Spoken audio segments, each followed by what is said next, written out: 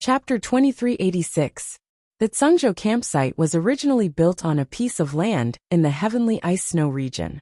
They had come here to hunt many times, so they naturally knew where to set up camp and where to hunt for more prey. At this time, everyone was looking in the direction Duan Yu was pointing. They saw that the toppled wine stained the ground, and the soil had been completely charred black. This caused the Celestial Empress and Empress's expressions to change drastically.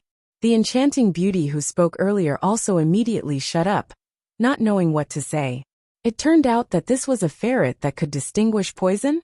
The reason why the ferret wanted to topple the wine cup in noble consort Duan's hand was because the ferret knew there was poison in the cup. Duan Yu's eyes flashed, and he stood up indifferently. He walked up to support his mother, who had a slightly unsightly expression, and bent down to pick up the little white ferret that was squatting on the side. His fingers gently stroked the little white ferret's head as he looked at everyone with a sneer. Under the bonfire, the man with outstanding features had an icy expression as he stood there like an ice sculpture. Although he was good-looking, he was brimming with a cold, baleful aura. You probably don't know. This prince's ferret can not only distinguish poison, but it can also ferret out the person who poisoned it. As Duan Yu stroked this little white ferret, his eerie gaze shifted slightly, sweeping past everyone's expressions. Everyone was taken aback by his words. Then, they began to look at each other, their eyes filled with doubt. Miss Chiao couldn't resist secretly rolling her eyes when she heard this. She thought to herself, this guy is really confident. If she was a normal ferret, would she freaking cooperate with his actions? Go little furball. Ferret out the person who poisoned you. Miss Chiao had just finished rolling her eyes when she felt her petite body lighten slightly. She had been tossed out by that unruly dunce. She angrily howled and pounced on the face of the plump beauty, who had mocked noble consort Duan earlier. Her small claws scratched her face twice without hesitation, startling that beauty into shrieking repeatedly. She reached out to grab the little white ferret's chubby body. The little fellow swiftly jumped onto her shoulder and pounced behind her neck, scratching it again. That beauty shrieked in pain as she flipped over the table in a sorry state and landed heavily on the ground. Nonsense! What nonsense! The Empress slapped the armrest heavily and scolded angrily. Stop it now! Duan Yu leisurely strolled to the front of the well-rounded beauty. He first carried the little fellow on her back into his arms and smoothed its fur. Afterwards, he coldly glanced at her and pointed at the dumbstruck Tsungzhou guards beside them. What are you spacing out for?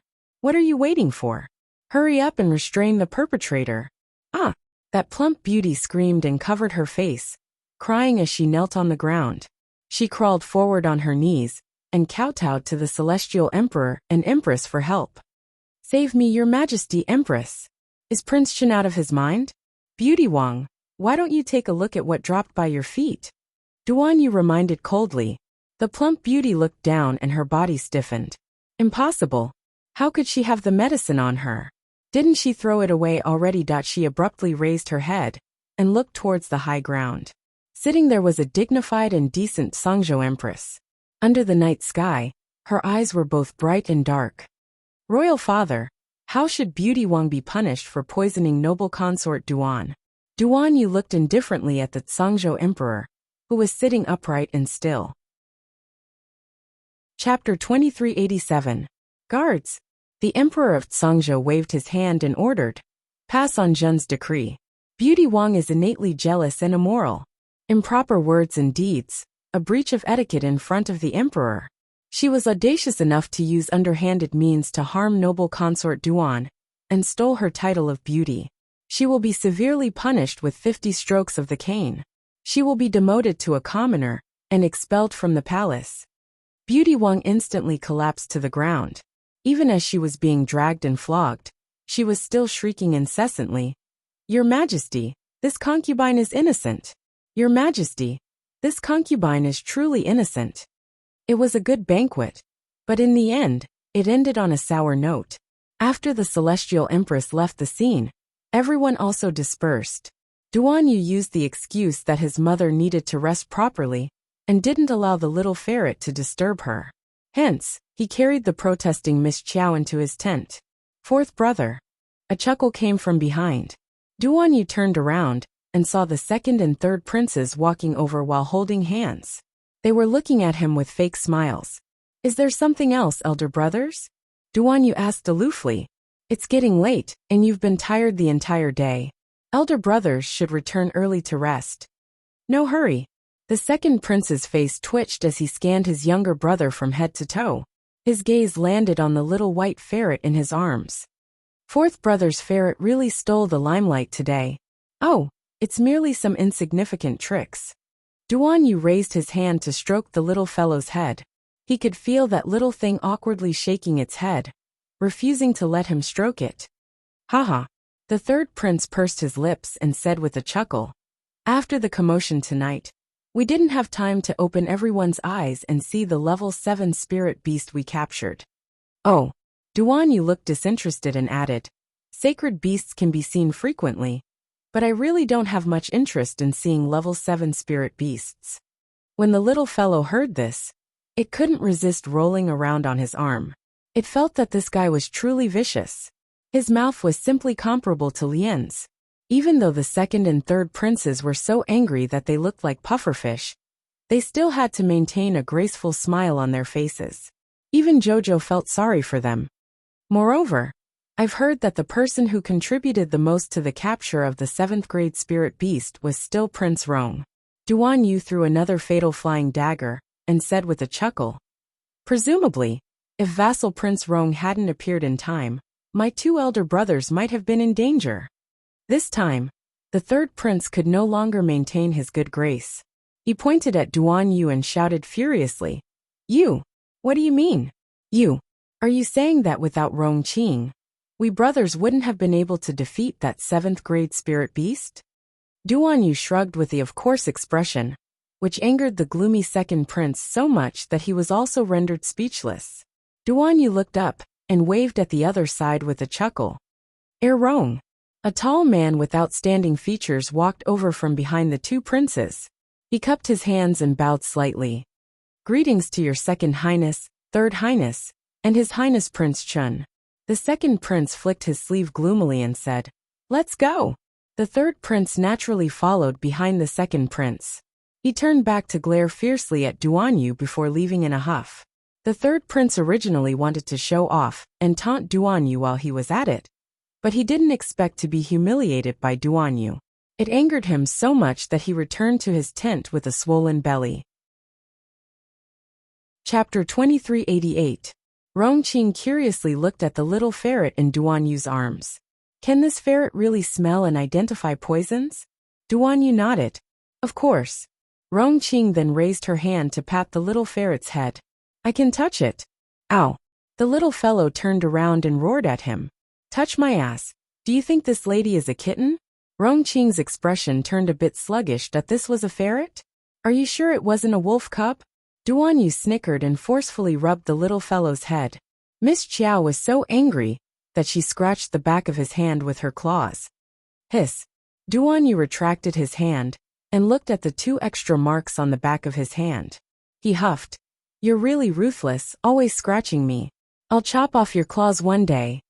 Vassal Rong will be returning first. Duan Yu waved at him and turned to walk back to his tent with the little fellow in his arms. Rong Qing stood there and watched Duan Yu's departing figure, curiosity involuntarily growing in her eyes. This His Highness the 4th Prince that the Emperor brought back from the lower star domain seemed to be a very demonic person. There must be another master behind Beauty Wong. But she probably didn't expect that she would lose her life in today's confrontation. Demoted to a commoner, Rong Qing curled her lips. She would lose half her life after being flogged 50 times. How could she survive being thrown out of the palace penniless like this? After returning to the large tent, Duan Yu placed the little ferret on a soft cushion and prepared to bathe before coming back to sleep. Thankfully, his bathing room was set up in the large tent next door, which prevented the tent he was staying in from steaming with water vapor. This also made Miss Chiao feel less awkward. This place was incomparably cold, so the water vapor inside the tent couldn't evaporate. Sleeping in the middle of the night would definitely freeze someone into a popsicle. When Duan Yu returned to the tent, the sky outside had already turned completely dark. At a glance, he saw a certain small animal sprawled on his bed. It looked like it was already asleep. His eyes flickered, and he couldn't help but find it amusing. Duan Yu walked up and picked up the little fellow. He stuffed her into the blankets and stroked her little head. Now that she was asleep, she naturally lay there obediently, allowing him to stroke her head. If she was awake, she would probably scratch him again. When Miss Chiao woke up, she saw that the light in the tent was still on. That idiot was sitting on the cushion with his back facing her. It seemed like he was going to meditate for the night. The little fellow quietly moved his small body. Just as he was about to crawl over, he saw his body move slightly. She quickly lay down and continued to pretend to be asleep.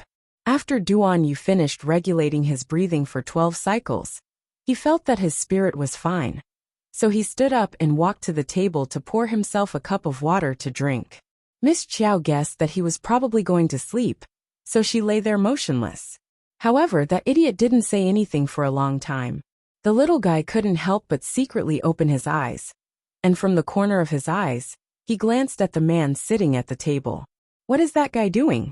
Cursing silently, Miss Chiao got up stealthily, jumped down from the soft brocade, and crawled a few paces over to his feet. However, she saw that he was supporting his forehead with one hand, and his eyes were in a daze. It turned out that he was sitting here in a daze in the middle of the night. Miss Chiao couldn't help but find it funny. Her pair of small black eyes glanced over. And then she couldn't help but be stunned. She saw a painting spread out on the table. Beside the clear water, there was a gentle mist, the vast sky, and the color of the water reached the sky. Chapter 2389. In the painting, a little girl with a stoic face was standing under a peach blossom tree, her eyes coldly gazing ahead. The little fellow turned to look at the man in bewilderment. Wasn't this Sir Jojo? Duan Yu, this guy, wasn't sleeping in the middle of the night, and was sitting here looking at Sir Jojo's painting? What a dunce! Duan Yu had long discovered that this little fellow had sneaked to his side. He lifted her up and casually kicked her a few times before placing her on the table. Jojo curiously reached out her paw and lightly touched that painting. Duan Yu swatted away her paw and picked up the painting to look at it for a while before telling her, "This little girl is really fierce." What? Sir Jojo's ears perked up as he solemnly squatted on the table and stared at Duan Yu. That dunce. This guy actually dared to speak ill of Jojo behind his back. Let's hear what else he has to say. Don't be fooled by her stoic face and expressionless appearance. When she gets angry, she can make the sky fall and the earth crack. Arbor.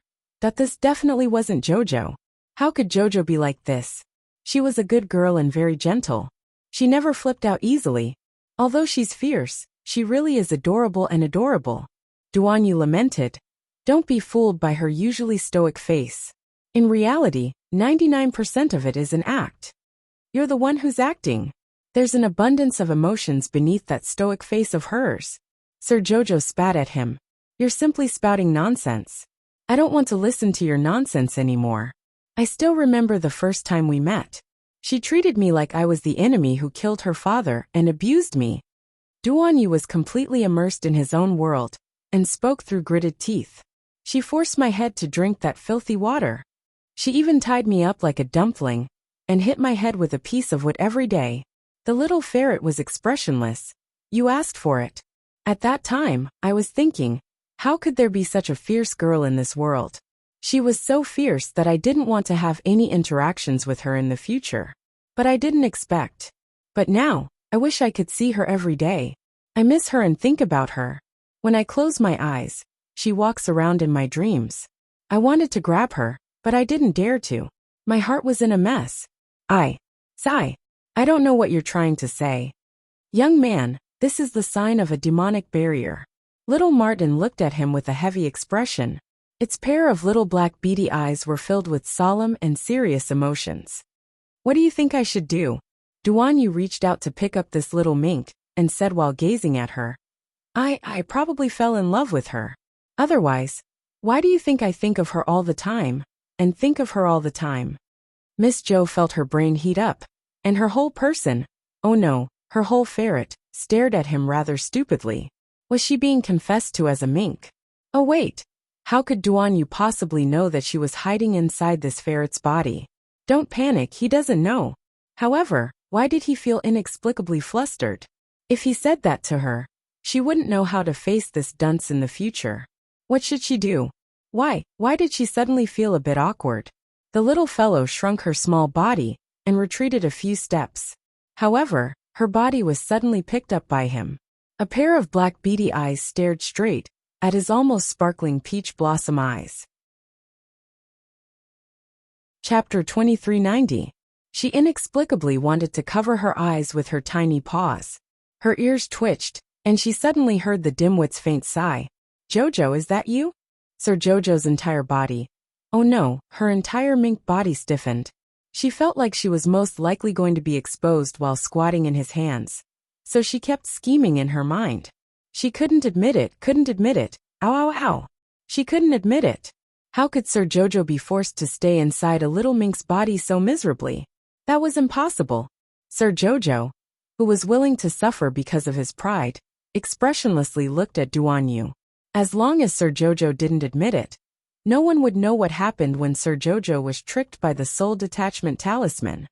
Sir Jojo wouldn't tell anyone about such a deplorable and ugly thing. Ow ow ow. Duan Yu couldn't resist chuckling. He rubbed Jojo's head and said, "Your serious expression is so funny. I'm just teasing you. You're so ugly, so how could you be my Jojo?" Duan Yu said with a grin, "My Jojo is fair, tender, and beautiful. You're the prettiest little stoic in the world." "Bah, you're the ugly one." Miss Chiao turned her head and faced him with the back of her head. She felt a little irritated and wanted to jump out of his embrace. All right, rest." He pressed down on her chubby body and put the painting scroll into his inner world before carrying her to the bed. Miss Chiao suddenly felt irritated, especially after hearing his confession just now.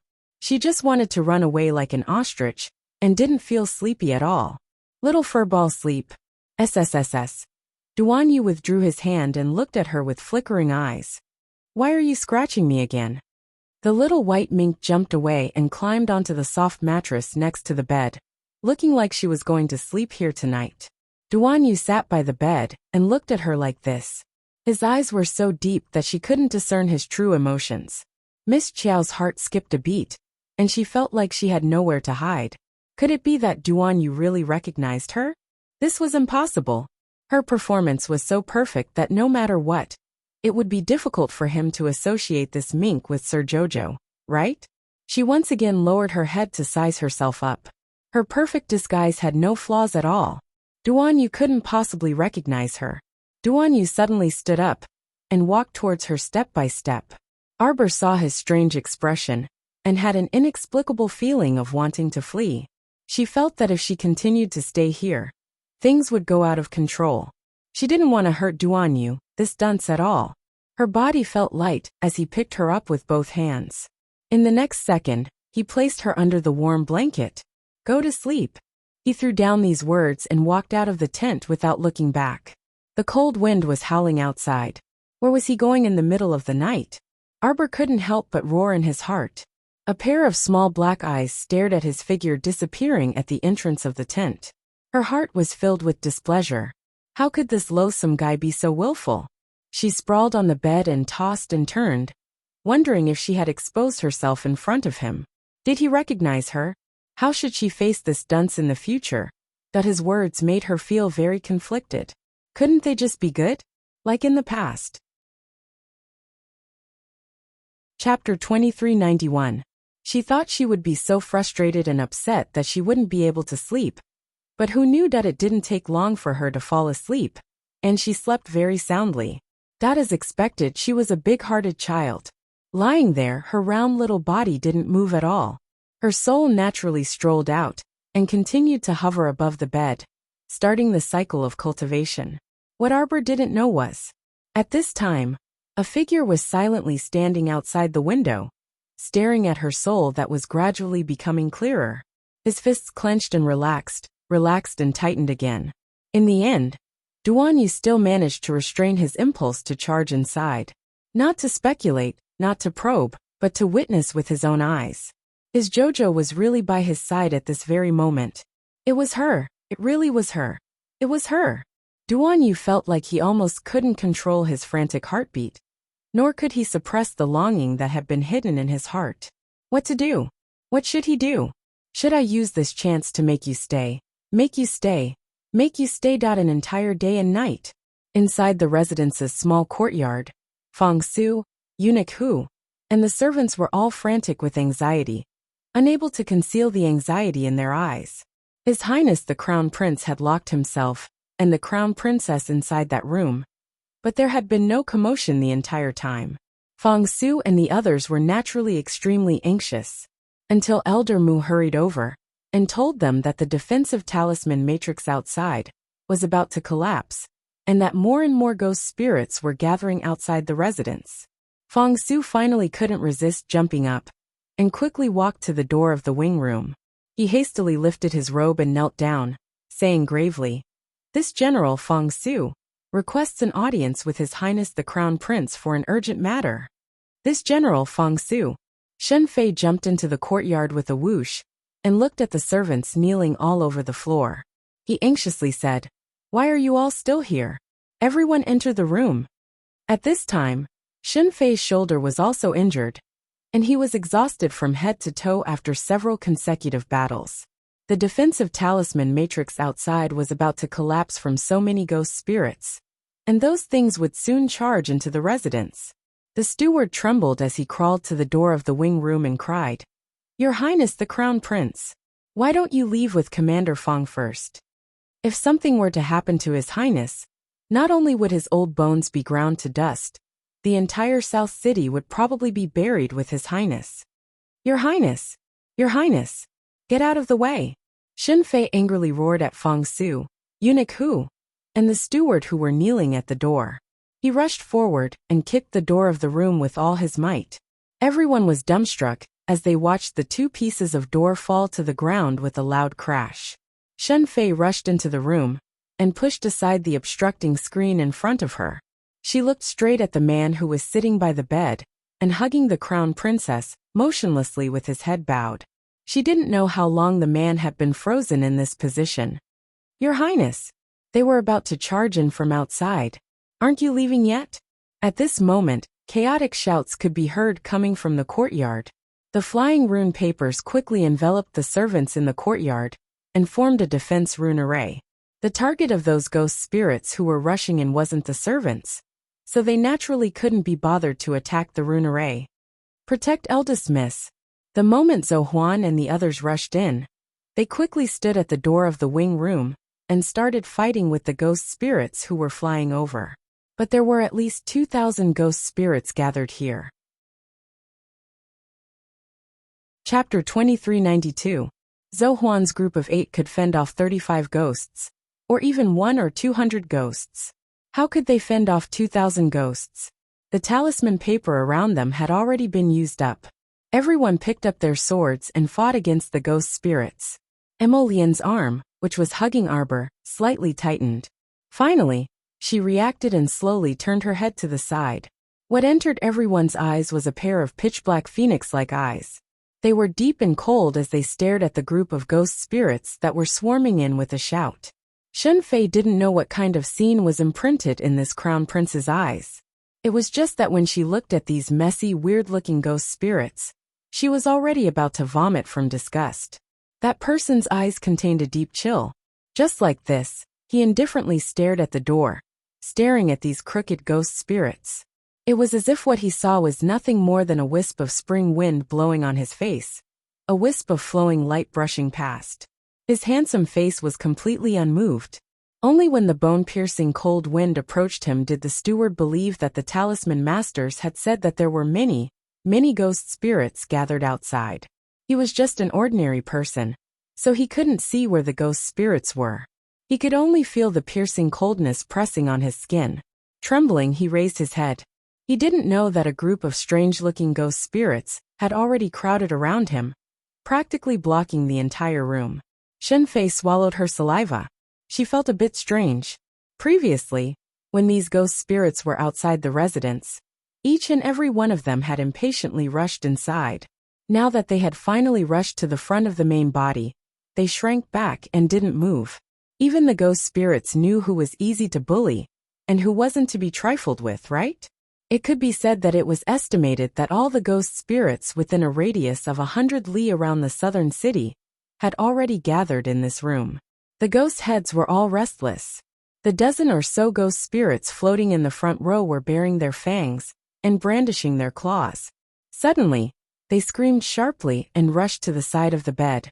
Although they felt danger, the ownerless body in front of them really made them drool with excitement. It was as if, as long as they could obtain this ownerless body, they could have anything in the world. A bunch of enchanting black flames emerged from Emolien's fingers. That speck of fire abruptly expanded, forming a fierce black tiger that eyed Emolien covetously as it crouched next to his leg. A series of rapid howls came from the air. The black tiger opened its huge mouth and pounced, swallowing the dozen or so ghost spirits in front of it into its stomach. Of course, this was only what Shenfei, Feng Su and Eunuch Hu saw. In reality, the black holy fire had taken the form of a ferocious tiger and burned the dozen or so ghost spirits into ashes. Emolien gently put down Arbor, who was lying horizontally in his arms. He didn't seem to move, but in the next moment, he was in front of the many ghosts. His robes fluttered even though there was no wind. Black sparks of fire quickly formed a circle around his body. They exploded at the same time. Streaks of terrifying black flames mercilessly engulfed the ghost spirits in front of them. When he was doing this, there wasn't the slightest fluctuation of emotion in the depths of his eyes. "Crown Princess!" Shenfei cried out in surprise. A few little ghost spirits were seen rolling and crawling as they slipped through the gap in the door. They greedily rushed towards Arbor's body. At the same time, an aurora suddenly rushed out from Arbor's body. The ghost spirits who were forced to retreat outside the door by the holy fire didn't know what was going on. They found that their bodies had completely disappeared in the aurora. Chapter 2393. This was really a very sad thing. They had finally managed to save their lives from the terrifying black fire. But unexpectedly, in the next second, they were annihilated by a kind of terrifying aurora of heaven and earth. Their souls were scattered into the air, and they were done for. If one looked carefully, the moment these spirits dissipated at the last moment, they could almost form all kinds of emoticons. Bang! Before Shen Zhen and the others could see clearly what had happened, they felt themselves being thrown out of the door by a shock force.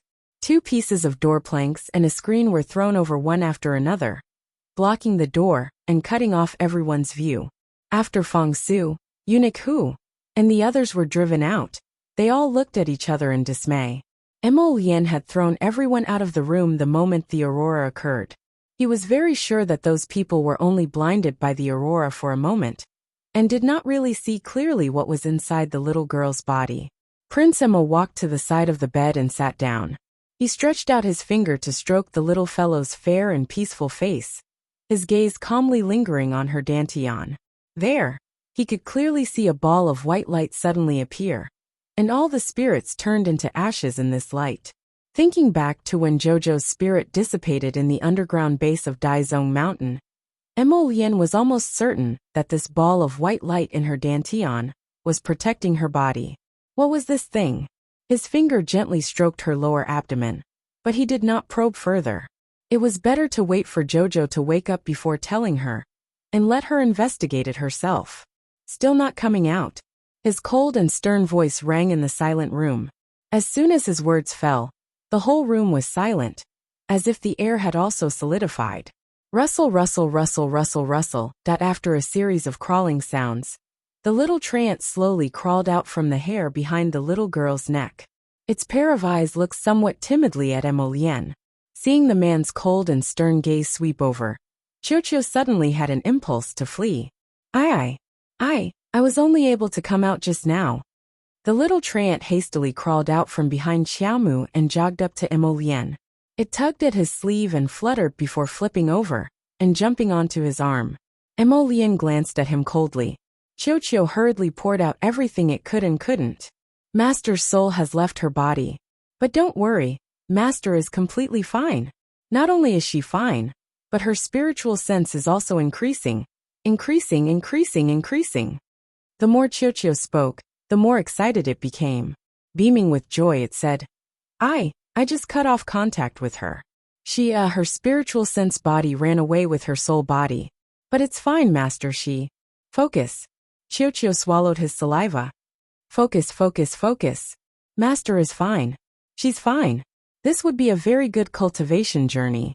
Although her cultivation base didn't increase by much, her spiritual sense, has skyrocketed all the way. If this goes on, maybe her spiritual sense can break through to deity realm first. Think about it. Chiuchiu's face was full of excitement. It tilted its head and said, whose spiritual sense body can break through to deity realm first, before someone who hasn't broken through to deity realm cultivation base? Only our little Master Silver can do it. Where is Jojo now? Emolian couldn't stand this long-winded Chiuchiu, who didn't get to the point for a long time. She angrily yelled at him.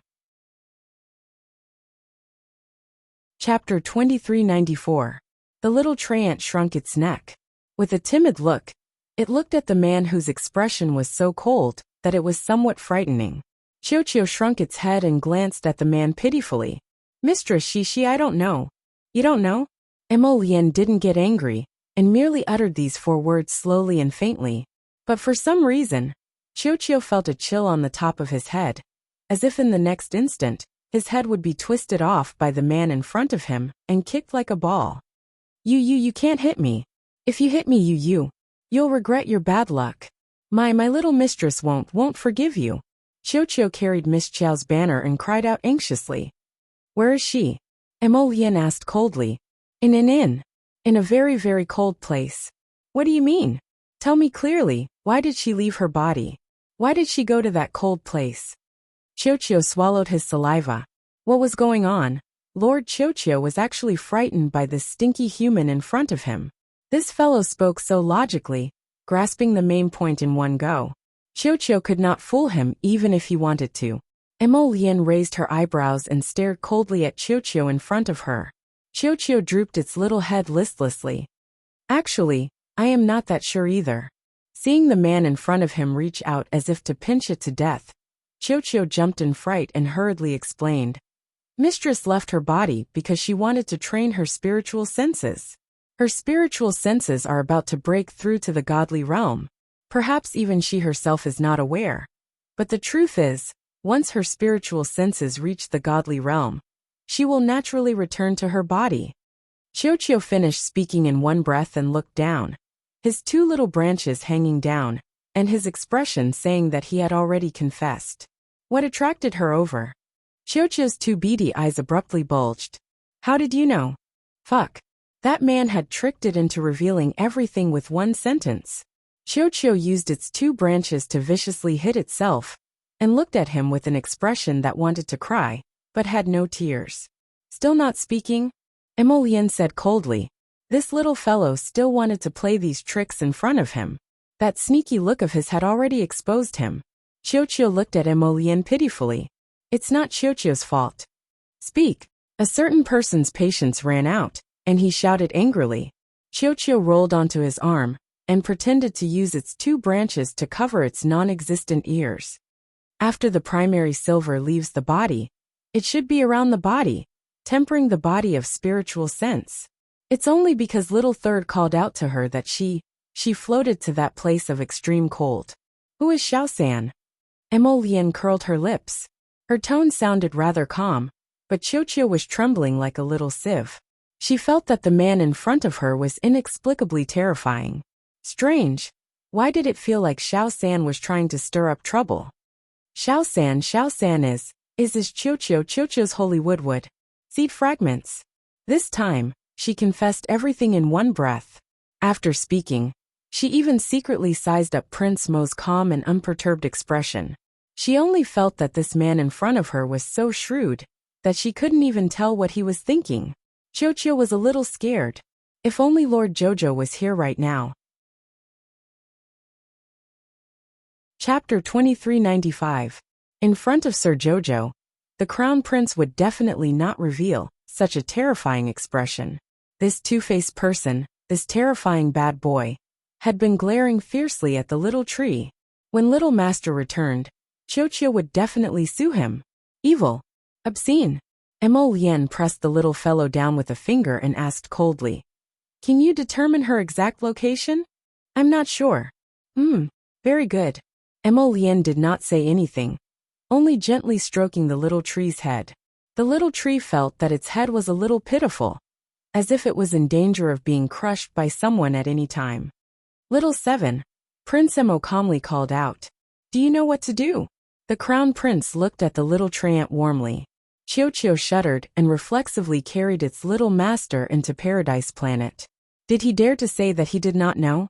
In the blink of an eye, the people kneeling in the courtyard heard a loud bang. A golden light rushed out of the side room, broke through the roof and flew up. Fong Su frowned. When he saw clearly what was hovering above his head, he jumped up in shock and hurriedly ran after it, waving his hands and shouting, "Your Highness! Your Highness! Zhou Huan, the 8 of you will go to the imperial capital on your own."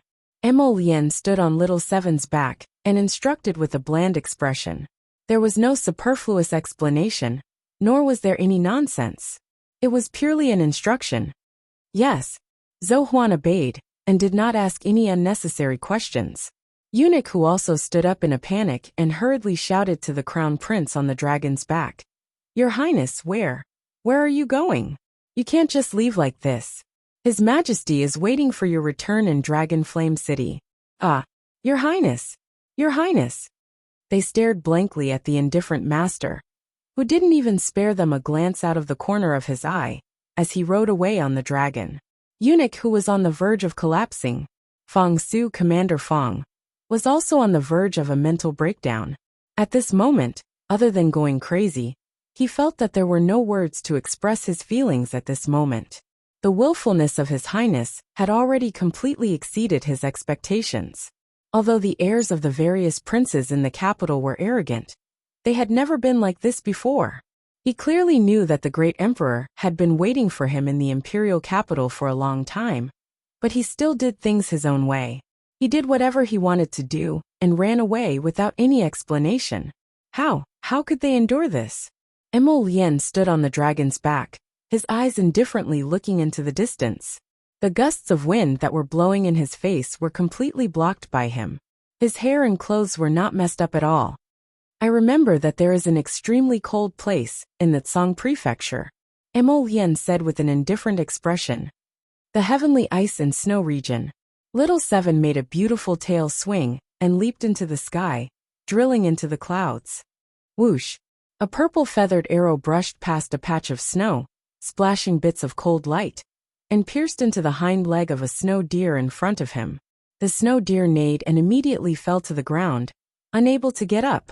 Its hooves crawled twice in the snow, whimpering sorrowfully.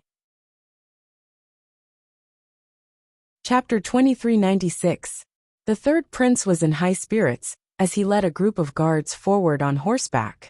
He led the people to surround the snow deer. Everyone raised their bows and howled, their voices shaking the heavens and the earth.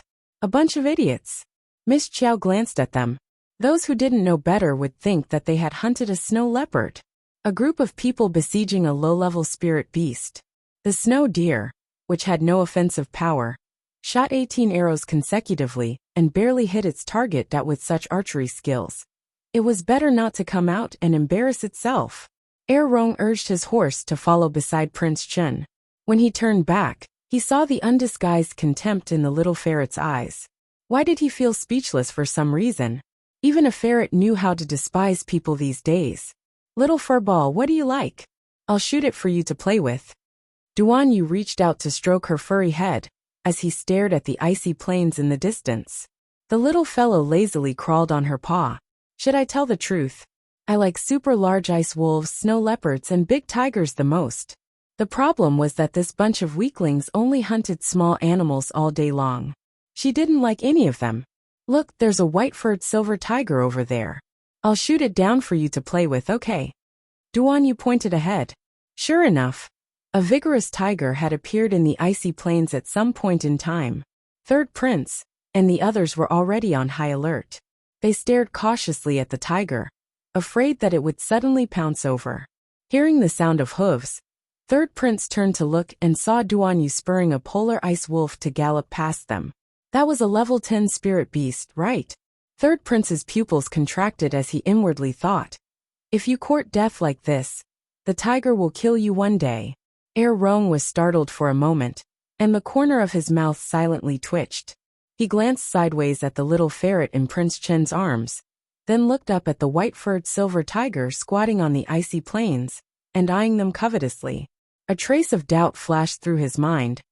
Are you sure you're shooting a silver tiger for the little ferret as a pet, and not the little ferret for the silver tiger as a pet ferret? Forget it, I'll follow them to take a look. Lest this willful and reckless prince get hurt. 2 streaks of light had already shot out from Duanyu's fingers, smashing into the silver tiger's feet with a loud bang.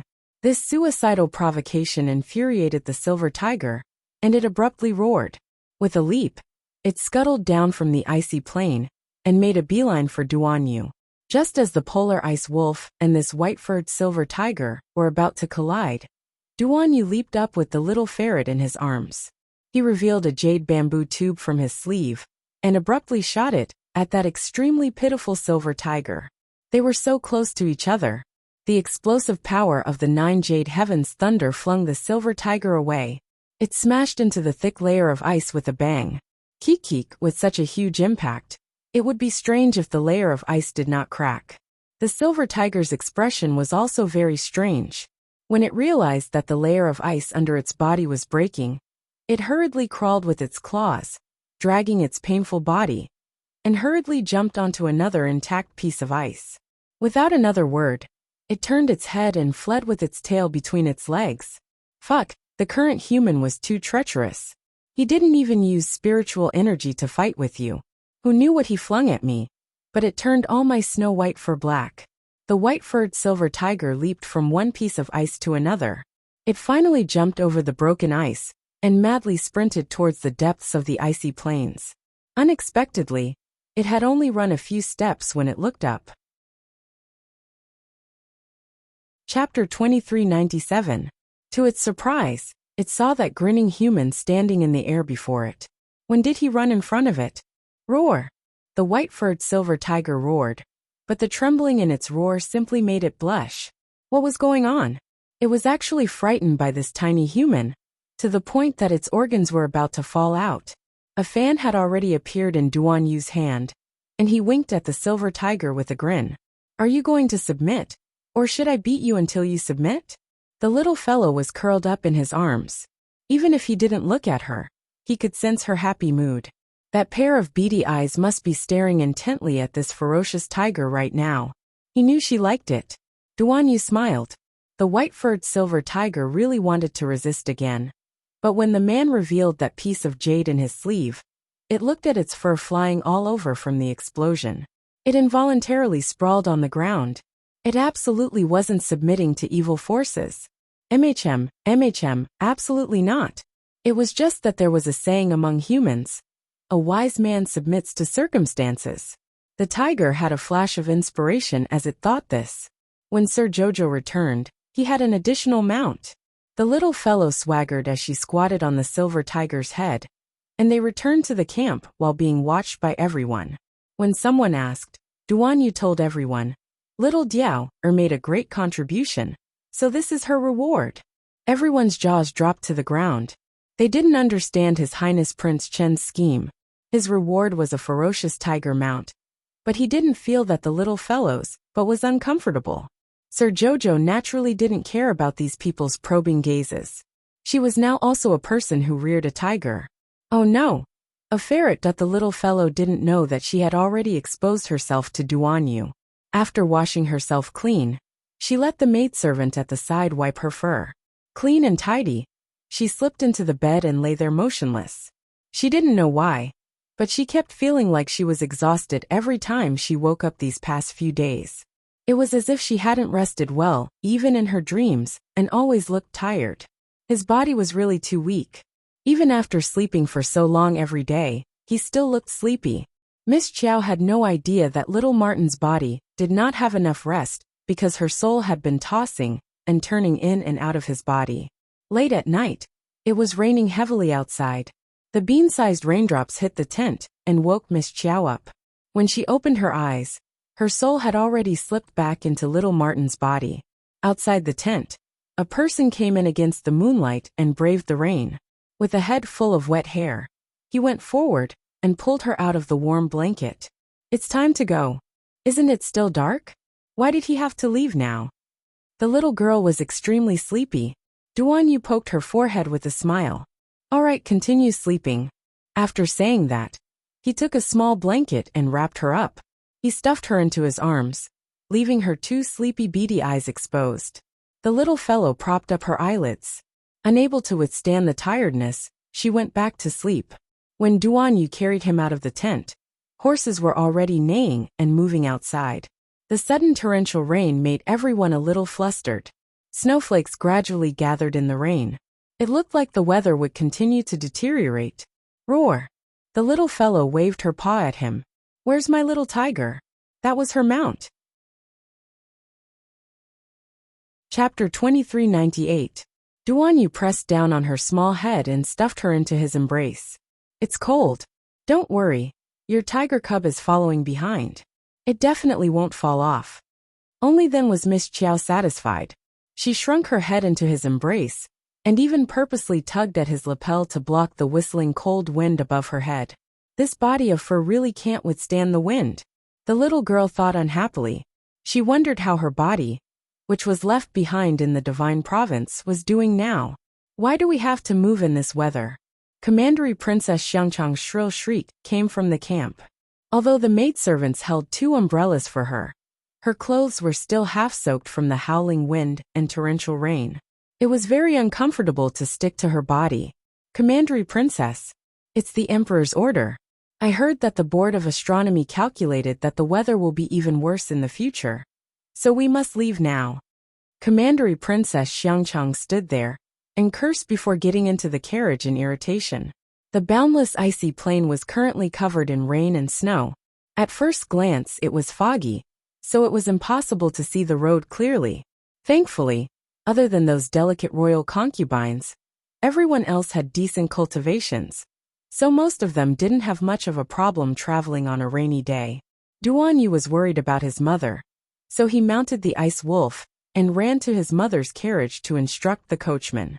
Because the rain and snow were too heavy, even though he was wearing rainproof clothes, his clothes were almost completely soaked. Noble consort Duan sat inside the carriage and worriedly lifted the curtain. She called out to him. Ollie, the rain outside is too heavy. How about you also get in the carriage? No need, mother. There were other women in the carriage, so it was naturally very inconvenient for him to get in. It wasn't until the group started moving that Duan Yu returned to the Emperor of Zhangzhou, dressed in martial attire. The Emperor was riding on a level 12 mystic horse, as he narrowed his eyes at the road ahead. They originally planned to set off today, but this vile weather came unexpectedly, so he ordered them to prepare to set off before daybreak.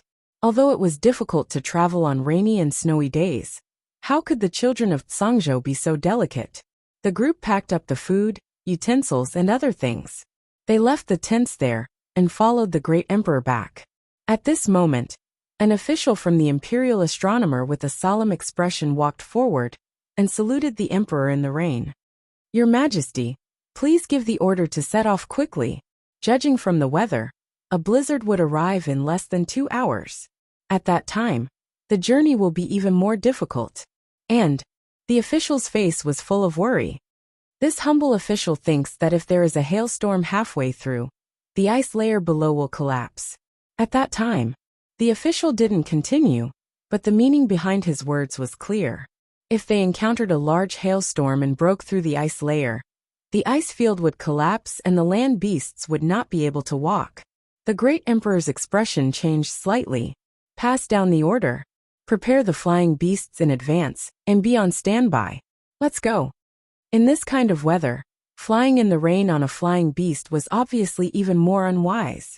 The team had been on the road for less than 5 minutes when it was obvious that God was up to something. Several bolts of lightning crashed down with a rumble, causing everyone's expression to darken. A bolt of lightning landed beside the carriage, smashing a deep hole in the ice layer. The horse's hooves were raised in fright, and the carriage driver desperately tried to control the reins.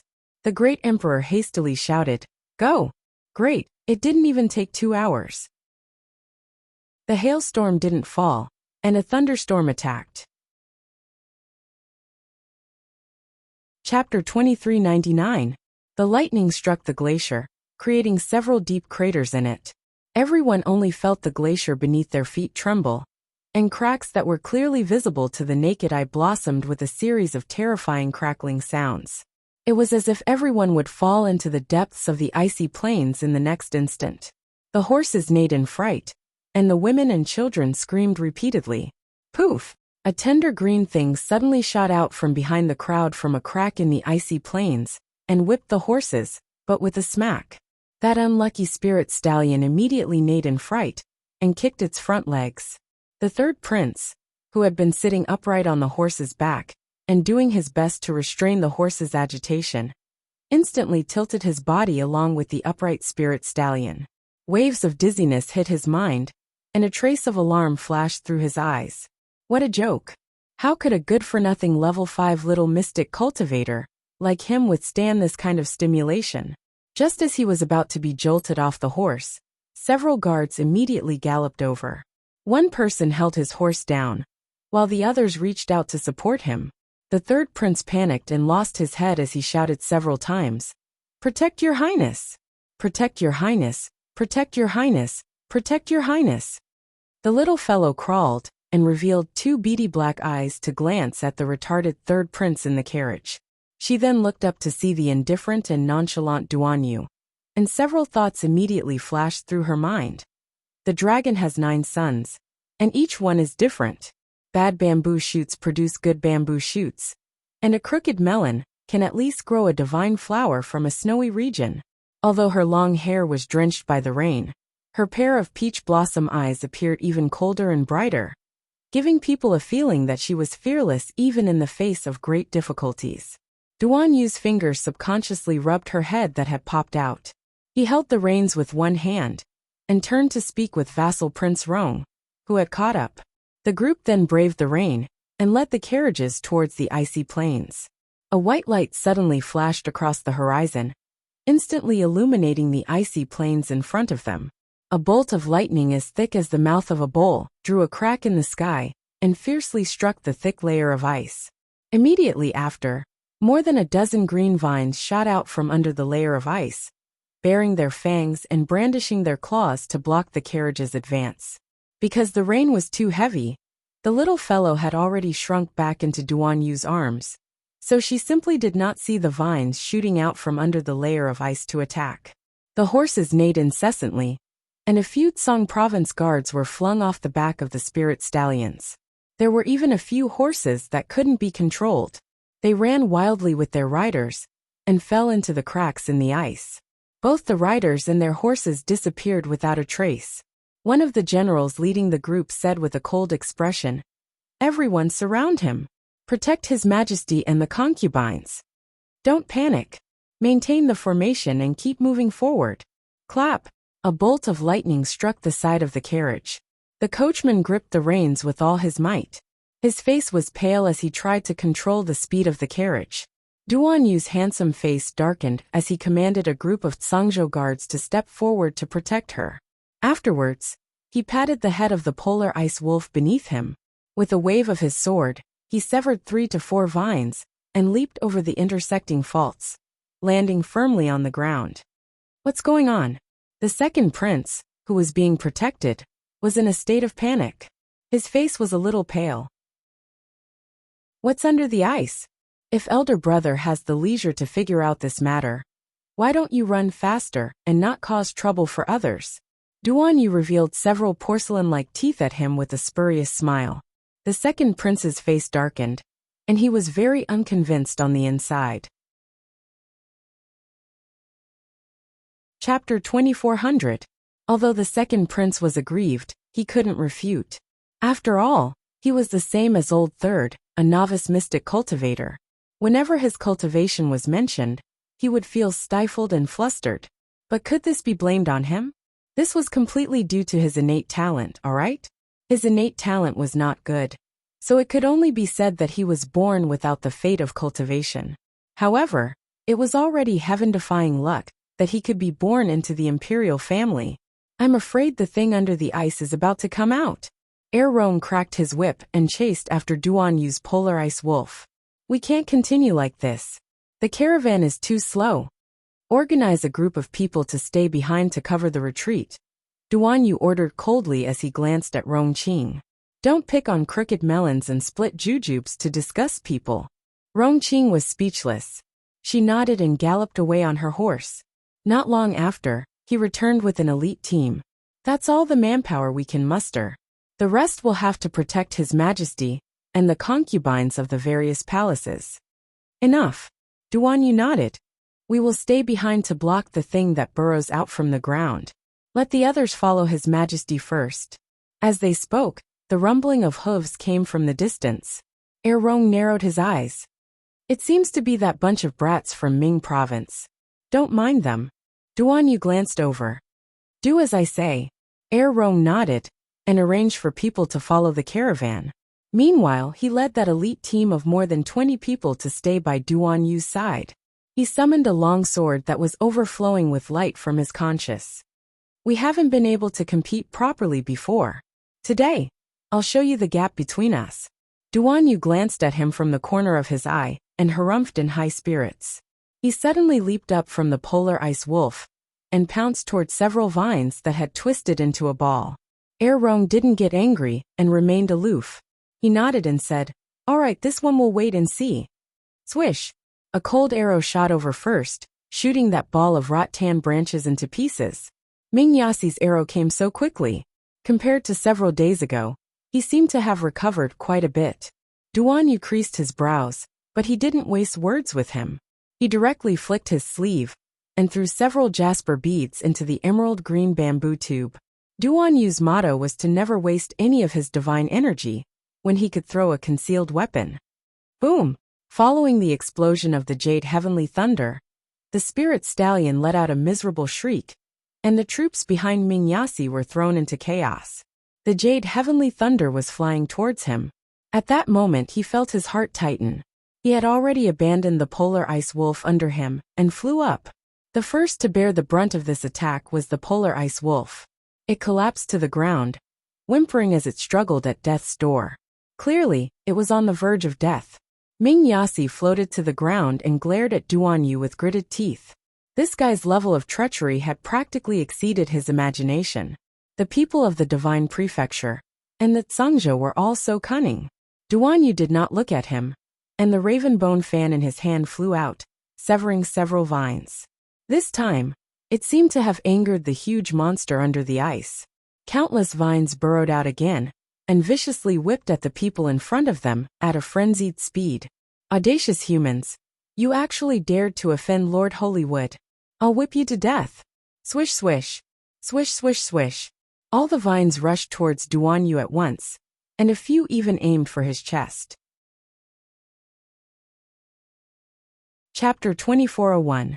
This immediately gave Duan Yu a special sense of crisis. He kept feeling that these dozens of vines seemed to be targeting the little white mink he was hiding in his arms.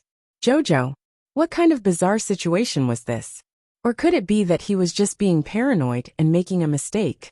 The layer of ice in front of them suddenly cracked open, and Duan Yu and Rong Qing could clearly see what was underneath the layer of ice. That clump of densely packed tree roots was like a giant cocoon in front of everyone's eyes. Meanwhile, the vines that writhed like snakes extended from the tree roots. There was an uncountable number of them, and they seemed to grow endlessly. It was impossible to completely cut them off no matter how hard they tried. Duan Yu creased his brows. The group braved the torrential rain and flew into the air, circling above the tree. As spiritual energy crisscrossed, numerous Zhangzhou and Nether Province guards simultaneously attacked the tree that had suddenly burrowed out from under the layer of ice. Rong Qing's expression was calm, but her gaze was a bit odd. Don't you find it odd that a tree is actually growing under this layer of ice? Odd was odd, but Duan Yu had no time to think about Rong Qing's words in detail. Hundreds of vines swept towards him, as if they wouldn't stop until they killed him. At this time Miss Chiao, who had been sleeping groggily for a while, poked her head out. She happened to see a large group of people attacking the tree in front of her. Her heart skipped a beat, and the little girl's beady eyes immediately turned round. It was Qiuqiu. To be precise, it should be Qiuqiu's seed fragment. She immediately reacted and jumped out of Duan Yu's arms without a second word. The small blanket that was originally wrapped around her naturally fell off as well.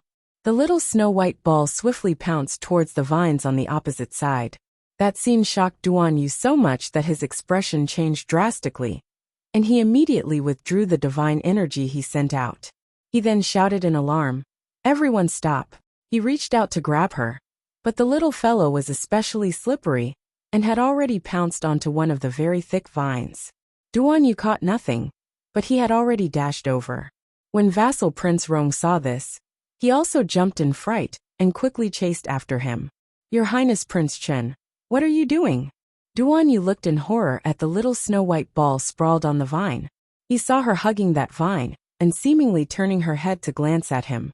In the next second, she was abruptly dragged into a crack in the ice layer by that thick vine. "Jojo!" Duan Yu's liver and guts were torn apart. With a cry of alarm, he had already darted over and slid into that crevice with a whoosh. "Your Highness!" The Zhangzhou guards were scared out of their wits. Now, His Highness actually jumped into that crack of ice layer of his own accord. What was to be done? The Emperor would to them. "Stay here." After Qiuqiu Yu of the U of the Tsin of U of the U of U of the U of the U of U. The group of Zhangzhou guards looked at the two of them with stupefied expressions as they disappeared in front of them without any hesitation. They wished they could beat their chests and cry out loud, "Fuck." It was fine if Prince Chun was willful, but why was the usually calm, self-restrained, intelligent, and cautious vassal Prince Qing also so willful? That was Prince Qing's only son, the Princess Consort's pearl. This was bad. If something happened to His Highness and the vassal prince in the underground ice layer, they should be prepared to be skinned alive by the Emperor and Prince Qing, and have their entire family exterminated. Chapter 2402. After staring blankly for a moment, Min Yas's eyes suddenly flickered. He tossed the horsewhip to a Han behind him and coldly said, "You guys go out first and wait at Flat Mountain Town." "Master! Big brother!" Everyone couldn't help but exclaim. Akir ran over, her eyes red. She wanted to grab hold of Dark Yas's robes, but he waved his sleeve, and with a whoosh, he nimbly charged into the crack in the ice. No one knew what was below the ice. Everyone gathered around, and only saw a deep, serene ice cave that seemed to lead to the depths of the Earth's core. They didn't know how far down it was. "Akir! Akir!" A Han grabbed the weeping Akir, who wanted to jump down, and angrily slapped her. "Are you crazy? With your cultivation, you'll be throwing your life away if you go down." There were many ice caves below, and there were many forks in the road. Who knew which corner they'd slide to if they jumped in? Perhaps they'd be trapped under this glacier forever, unable to come out even if they died? Then what do we do now? Akir's wails shook the heavens as she shrieked. "We only came to find a snow domain divine flower, but we didn't find the flower, and we don't know whether His Highness is dead or alive. Do we really have to leave here and wait for him at Flat Mountain Town?"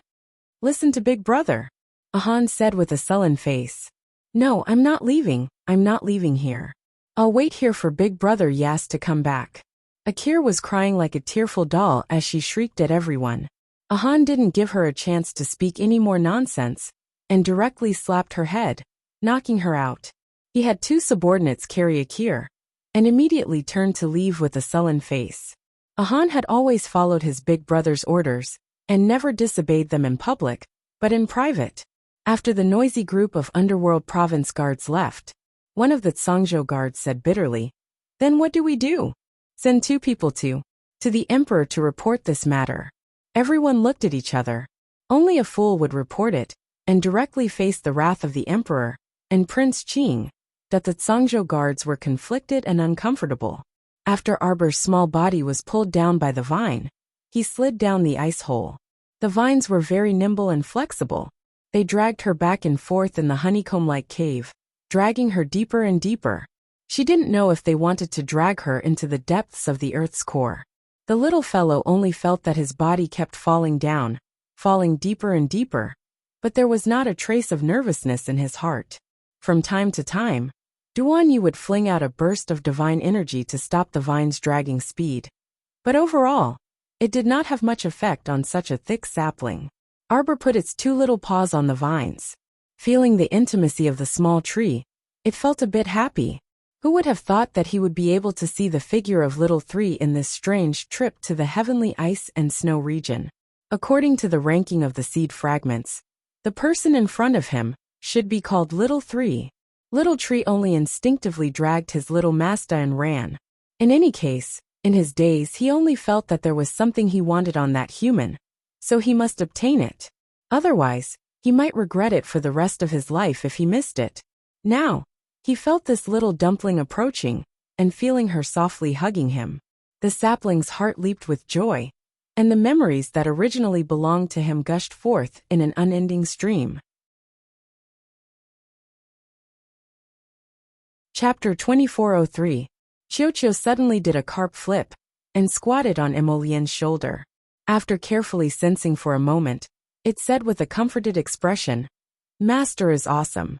She found Little 3. Emolien raised her brows. Where? She should still be in that extremely cold place. Emolien's brows knitted together. Can't you summon her soul back? The little treant lowered its beady eyes. I can't. Huh? Emolien snorted. The little treant's body shuddered, and it immediately wailed. I'm not omnipotent. Qiuqiu is already very useful. Qiuqiu will be even more useful in the future. Emolien was skeptical about the definition of the word useful. How much longer until we reach that place? Probably another day. The little treant meekly said softly to its fingers. If we find out that you didn't use your method when you had it, Emolien said faintly, we will kill you.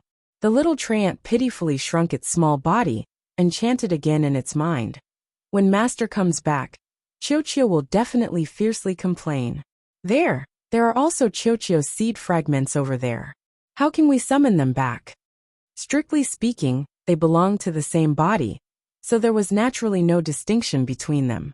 When Little Master stayed by Little 3's side, she felt exactly the same as when she stayed by Qiuqiu's side. Emolien didn't say anything else, and only ordered 7th Yen to speed up their journey. The little fellow hugged the vine and fell into an ice cave. She twisted and turned along the cave, occasionally glancing back at Duanyu with a conflicted expression. She originally wanted to tell him not to worry, but she freaking shocked herself by letting out an ow when she opened her mouth. In the end, it slid all the way to the bottom. When it flopped and fell into a small ice river, its round body fluttered twice before it was suddenly grabbed by someone. Then, it was lifted up and fiercely pulled into someone's arms. Arbor could hear Duanyu's frantic heartbeat. That indescribably panic-stricken heart was terrifying, as if it was about to jump out of his chest. She reached out her little paw and patted his chest. At this moment, both of them were drenched. Her fur was soaked with water, and now it drooped listlessly in one place. And as Duanyu slid down, his white robes were also torn and tattered by the occasional protruding icicles. Wah! With the sound of water, the roots of the small tree that was originally submerged in the water suddenly opened up and prepared to attack. Roar! The little fellow hastily turned around and roared at him before quickly hugging Duanyu's hand that was about to release this divine energy. Duanyu glanced at her in confusion. You know him? Nodding madly. The little fellow's soft and adorable appearance warmed Duanyu's heart, and he reached out to stroke her head. When vassal heir Rome worriedly followed over, he couldn't help but be dumbstruck. He saw that His Highness Prince Chun had already changed into a clean set of robes, and was hugging a snow-white ball. He was using his divine energy to dry the water stains on her body, while also combing her messy fur. In the tranquil ice water, the enormous tree that attacked them earlier was gently sliding its dozens of vines, and obediently squatting in the water. It didn't look like it wanted to attack anyone at all. What was going on? Where did this inexplicable sense of harmony come from? Chapter 2404. Vassal Prince Rong dumbfoundedly glanced at Prince Chun before hastily walking forward. Your Highness! Rong Qing's body suddenly tensed, and she reflexively pulled Duan Yu aside. Be careful. Swish. An arrow brushed past Vassal Prince Rong's left shoulder and landed in the frozen river with a bang. The explosion instantly infuriated the sapling that had quieted down, causing it to brandish several hundred vines with bared fangs and brandished claws, attacking a figure. The newcomer was Ming Yasi. He didn't express much shock when he saw the vines attacking him. He merely calmly built an earth wall in front of him. Following that, he took out several fire spirit talismans from his inner world and looked at the sapling in the frozen river with a solemn expression. Swish, swish, swish. Several fire spirit talismans flew over and directly ignited on the sapling's body. Swish, swish, swish, swish. The sapling shook its branches and blocked all the vines in front of it, blocking the surging firepower attack. Bang, bang, bang. Ow, ow, ow. Seeing the small tree being forced back by the fire talismans and the branches being set ablaze, the little girl was furious. She turned around and roared at Dark Yas. It wasn't that the sapling couldn't deal with this Ming Yasi.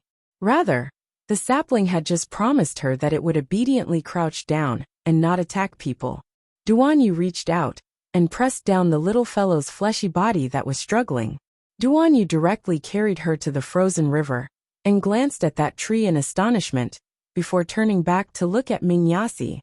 Why did you follow us? This Ming Yasi was probably born with a mismatched horoscope, so every time they met, he had the urge to attack. You are Xiaomu. At this moment, Ming Yasi's gaze was fixated on Xiao Xiao as he sternly enunciated each word. Before jumping into the ice crevice earlier, he clearly heard Duan Yu call out Jojo. If it weren't for that Jojo, why would Duan Yu jump into the ice crevice without hesitation? Miss Qiao was instantly enraged. Although no clues could be seen on the snow-white little marten's face, Ming Yasi had a strange feeling. He was certain that what he had said was the truth. No wonder when I saw this little guy, I couldn't help but like him. No wonder that guy Duan Yu ran off after snatching her. All the strange things that had happened before could be explained with words at this moment. A faint smile appeared on Ming Yasi's grave and stern face.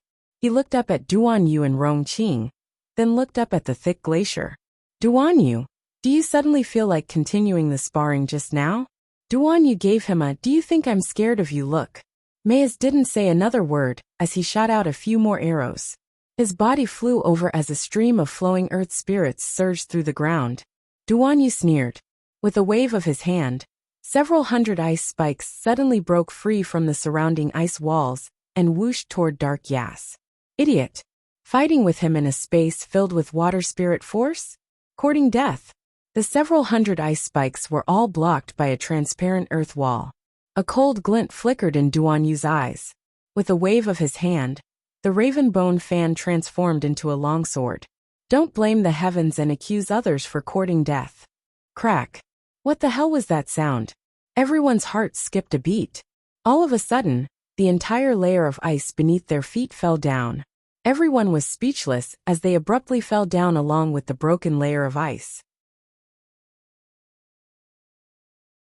Chapter 2405. Miss Qiao, who was squatting at the side and watching, instantly felt that something was amiss.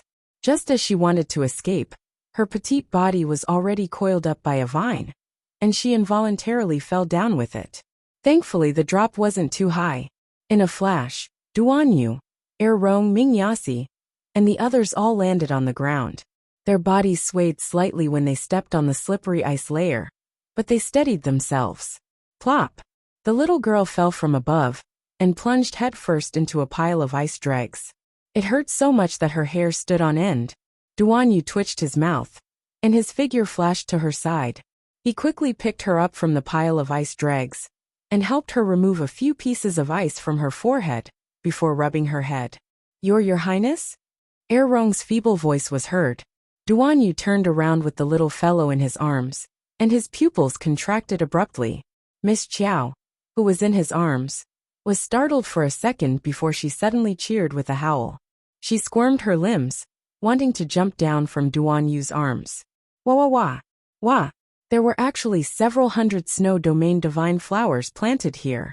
Their growth was delightful, and each of these snow domain divine flowers was clearly better than the one they obtained earlier, especially the largest snow domain divine flower in the center.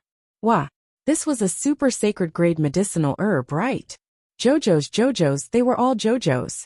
The little fellow excitedly rolled around in Duan Yu's arms and impatiently wanted to roll down, but he reached out to stop her. Don't mess around. Can you even pick them with your small body? Miss Qiao instantly wilted. Oh right, the snow domain divine flowers before her looked extremely beautiful, but as she raised her hand to look at her small claws, and she was so miserable that she wanted to vomit blood. She couldn't pick them. Even if she picked them, there was no place to store them. This was equivalent to looking at a large piece of fatty meat in front of her. But she couldn't eat it. So painful. Jojo's small eyes were so sorrowful that tears could drip out. Duan Yu, who had been observing her expression, silently twitched his mouth. His fingers brushed past her furry head, and he coughed lightly and said, "If you howl once, I'll help you pick them. If you howl twice, I'll help you pick them all." Howl? Why is my great aunt howling? Why did she feel like she had been tricked by Duan Yu, this damn fool? Something felt wrong. Duan Yu couldn't help but want to laugh out loud. In the end, he barely managed to restrain himself, but he couldn't suppress the smile on his face no matter what. Rong was speechless. Roar! Lord Jojo's eyes suddenly lit up. She stared at Ming Yas, who had already plucked a snow domain divine flower, and turned to look at her. Crawl, crawl, crawl. Miss Qiao clung to Duan Yu's lapel with all her might, and the latter helplessly patted her head. All right, I got it. I'll pick it now. The strange thing was that Ming Yasi only took one stalk of the snow domain's divine flower, before standing aside, and coldly watching Duan Yu busying himself. Lord Jojo secretly waved his little paw and thought to himself, at least he knows what's good for him. This guy must have felt that he couldn't beat Duan Yu and Rong with 2 fists, so he decided to be obedient. The little fellow squatted on the side, and occasionally extended her paw to give directions. Duan Yu's method of plundering the snow domain's divine flowers was quite practiced. He clearly didn't look like someone who was harvesting medicinal herbs for the first time. As long as one didn't get close to the flower, it was very convenient and simple to use divine energy to envelop things from a distance. It wasn't long before Duan Yu collected an entire patch of snow domain's divine flowers into his storage talisman. Chapter 2406. After Duan Yu dug out the divine flower of the snow domain, a shallow pit was revealed at the bottom. Arbor's sharp eyes noticed that there seemed to be something bright inside the pit. It shook its eyes and then rolled over. It rolled especially smoothly and quickly. The corners of the mouths of the people nearby twitched when they saw that greedy look. Miss Qiao only realized something was wrong after rolling over. Why was it that whenever she ran away now, it was only logical for her to roll? Was this appropriate? The little fellow had already seen what was inside the pit. It was a transparent treasure crystal about the size of her body. There was a blood-red color in the crystal's center. What kind of good stuff was this? It looked extraordinary at first glance, so it must be a very rare tool refinement material. The lotus that was given to her. A certain little eye curved. When Duan Yu and the others walked over, they saw that little fellow hugging the treasure crystal about the size of her body, and turning around unsteadily. Suddenly, a red light shot out from the treasure crystal. Duan Yu's eyes turned cold, and he swiftly rushed forward to scoop up that little fellow. Jojo. In their panic, Duan Yu didn't care about formalities, and directly called her by her name. However, Miss Qiao was a bit dizzy and paralyzed in his palm. The red light that shot out of the precious crystal entered her soul body in an instant. Even her spiritual sense body, which had been lying lazily on its back, seemed to be stimulated and jumped up with a whoosh. Jojo? Duan Yu was inexplicably flustered. He reached out to rub her small head, but she didn't react at all. The 3 of them saw the red light flash earlier, but now, the little fellow suddenly fainted. Rong walked up to take a look. When he saw that this little ferret's breathing was steady, as if she had only fainted temporarily, he couldn't help but ask curiously, It should be fine. Let's lay it flat for a look first. Duan Yu didn't let go of her and looked up at the transparent crystal that fell to the ground. His handsome brows furrowed. Is this a great void treasure crystal? Crown Prince Rong picked up the crystal, turned around and nodded at him. It looks 70 to 80% similar. Then there should be no problem. Duan Yu quickly calmed down. Legend has it that the crystal core inside a great void treasure crystal can greatly increase spiritual conscious. It can be considered an item that can only be encountered by chance. Duan Yu murmured as he looked down at the little fellow in his arms. What are you doing? Ming Yasi's voice rang out from beside him. Duan Yu looked up and saw that the cluster of trees that had been quietly sitting in the ice river suddenly spread out its vines and swiftly swam towards them. Its appearance was very strange. It looked like a tree, but it was wrapped in a cocoon by countless vines. It was impossible to see its original appearance. Say it's not a tree, but it didn't feel like anything else. Duan Yu narrowed his eyes and retreated 2 steps with the little girl in his arms. He shouted with uncertainty, "Stop." The sapling did stop, but it still bared its fangs and brandished its claws at Duan Yu and the others to express its displeasure. Of course it was dissatisfied. Master Silver was fine just now, and was with these 3 people. In less than 2 minutes, Master Silver fainted. Don't worry, she's fine. Duan Yu reflexively said and stroked Miss Qiao's furry head. Let her slowly absorb the crystal core. She should wake up soon. Ming Yasi glanced at the sapling from the corner of his eyes. What the heck is this? Chapter 2407. Duan Yu was in a bad mood, so he naturally couldn't be bothered with this fellow. Ming Yasi couldn't help but shout angrily. Don't think I want to waste my breath with you. If it weren't for Jojo, I wouldn't even bother with you. Duan Yu expressionlessly glanced at him, looking like he couldn't be bothered with this person. Ming Yasi couldn't help but be infuriated. Humph, the reason I didn't fight over the Snow Domain's divine flower with you is that I only need 1 stalk. I'll leave the rest to Jojo. It's not for you. Duan Yu rolled his eyes at him. Wrong. That why did he feel like these 2 people's conversation was so childish? Oh wait, it was His Highness Yasi. So childish. His Highness Prince Chen simply ignored him, so it was clear that he couldn't be bothered to talk to him. Ming Yasi shouted at Duan Yu again. How do we get out? Duan Yu also knitted his brows when he looked up at the thick layer of ice above them.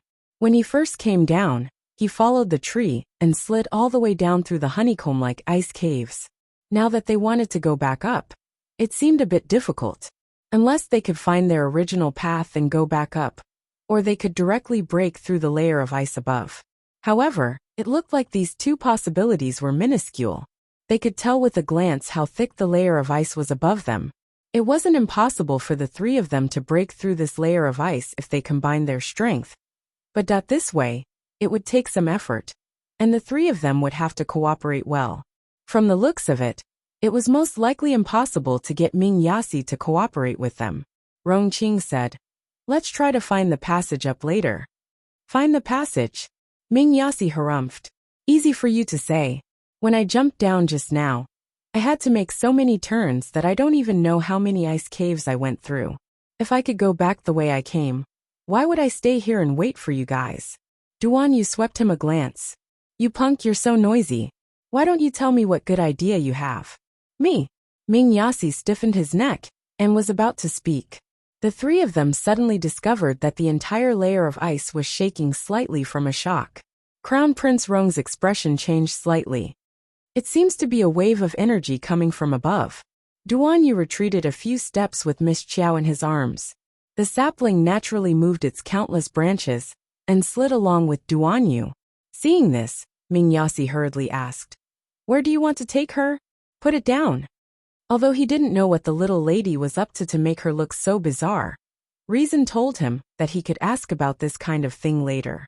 Right now, he should snatch the little lady from Duan Yu's hands first. Opportunity knocks but once. When will such a good opportunity come again?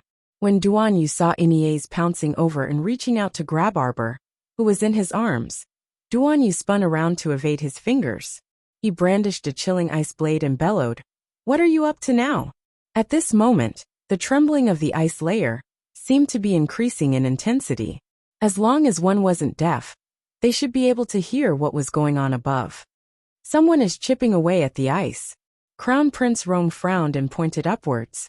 Right above us. Boom! Bang! Bang! The dragon claw slammed down more than a dozen times in a row. The glaciers in this area all made cracking sounds under this huge force. Emolien apathetically stared at the sapling squatting on the dragon's head. You're not mistaken? Chapter 2408. Master is down there. Master is down there. Qiuqiu shouted. I can feel it. What kind of relationship did he have with Master? It would be strange if he couldn't feel her aura at such a close distance. Emolien knew Little Tree's abilities and nodded without any doubt. She followed Seventh Yan's lead and stabbed the Raven Moon sword into the broken ice on the ground. Divine power surged in his hands that held the sword. The thick layer of ice under his feet trembled and roared as he poured his divine power into it. Pong! The entire layer of ice shattered into pieces. Who are you? Quick, protect His Highness. The Zhangzhou guards heard the news and rushed over. When they saw Emolien and Seventh Yan's actions, they were flustered. What were they doing? They were actually chiseling the ice here. Didn't they know that the entire glacier would continue to sink and crack? Wouldn't it be easy for the people below to get hurt as well? There was a golden dragon coiled beside the man in front of them. This dragon looked like it was only in disguise and didn't reveal its true size. However, the aura of a sacred beast was still present. Crown Prince Emo examined the royal guard's attire and asked with a frown. Zhangzhou guards? Why were the Zhangzhou guards here? This was the Ice Sky Snow region, a cold place.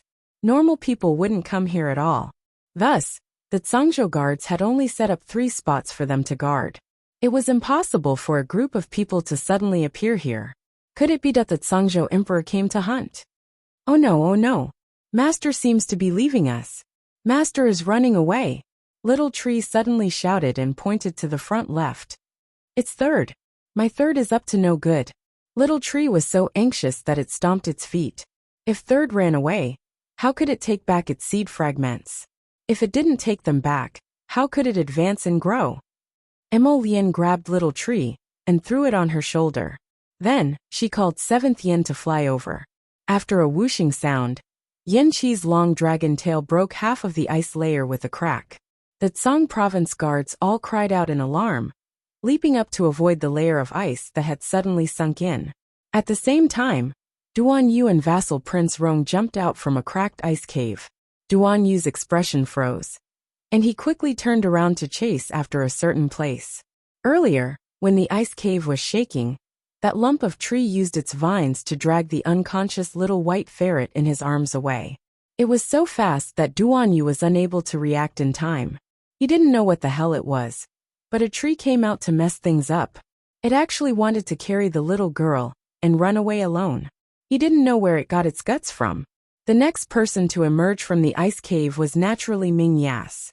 Looking up to survey his surroundings, Ming Yasi also chased after Duan Yu without another word. Is that your seed fragment? Prince Emo asked coldly. At this moment, he had already seen clearly what the huge lump in front of him was. Don't be fooled by the fact that it looked like a tangled mess. In fact, it was a tree made up of countless vines. Qiuqiu nodded guiltily. Although its seed fragment may have only developed a bit of intelligence, it doesn't affect its desire to get close to Little Master at all. Make it stop, Emolien said after a long silence. Chapter 2409. Although Prince Mo's tone was very calm, Qiuqiu could detect a hint of murderous intent in his nonchalant tone. It was as if that if he couldn't stop Little Three in front, Crown Prince the Great would very likely charge up and directly cripple Little Three. So scary. The little treant reflexively reached out to touch its branches. In an instant, it sent out countless vines that scattered straight ahead. Whoosh! Duan Yu's figure caught up and paused in midair, startled. Emolien? Why did this fellow suddenly appear here? Duan Yu was a bit curious, but he had already landed beside Emolien. When Emolien saw him chasing over, her eyes were also a bit curious. Why are you here? Could it be that he really accompanied the great emperor of Tsangzhou to the heavenly ice snow region to hunt? Have you seen my wife? Prince Emo didn't wait for Duan Yu's reply and hastily asked again. Duan Yu's expression was a bit odd as he sized him up. Then he nodded and pointed ahead. Prince Emo. Ah, Prince Emo. When you see Jojo later, you'll definitely be in for a huge surprise. Duan Yu harumphed, and with a slight stomp, he had already flown several meters away. Soon the two of them paused. Qiuqiu exerted force and used strands of glistening emerald vines to latch onto a certain tree that was madly sprinting across the icy plain. Little three, stop fooling around. Where's our little master? The little treant jumped down from Emolien's shoulder and shot into the air with a whoosh. It wobbled and somersaulted a few times before landing on that tree that was baring its fangs and brandishing its claws.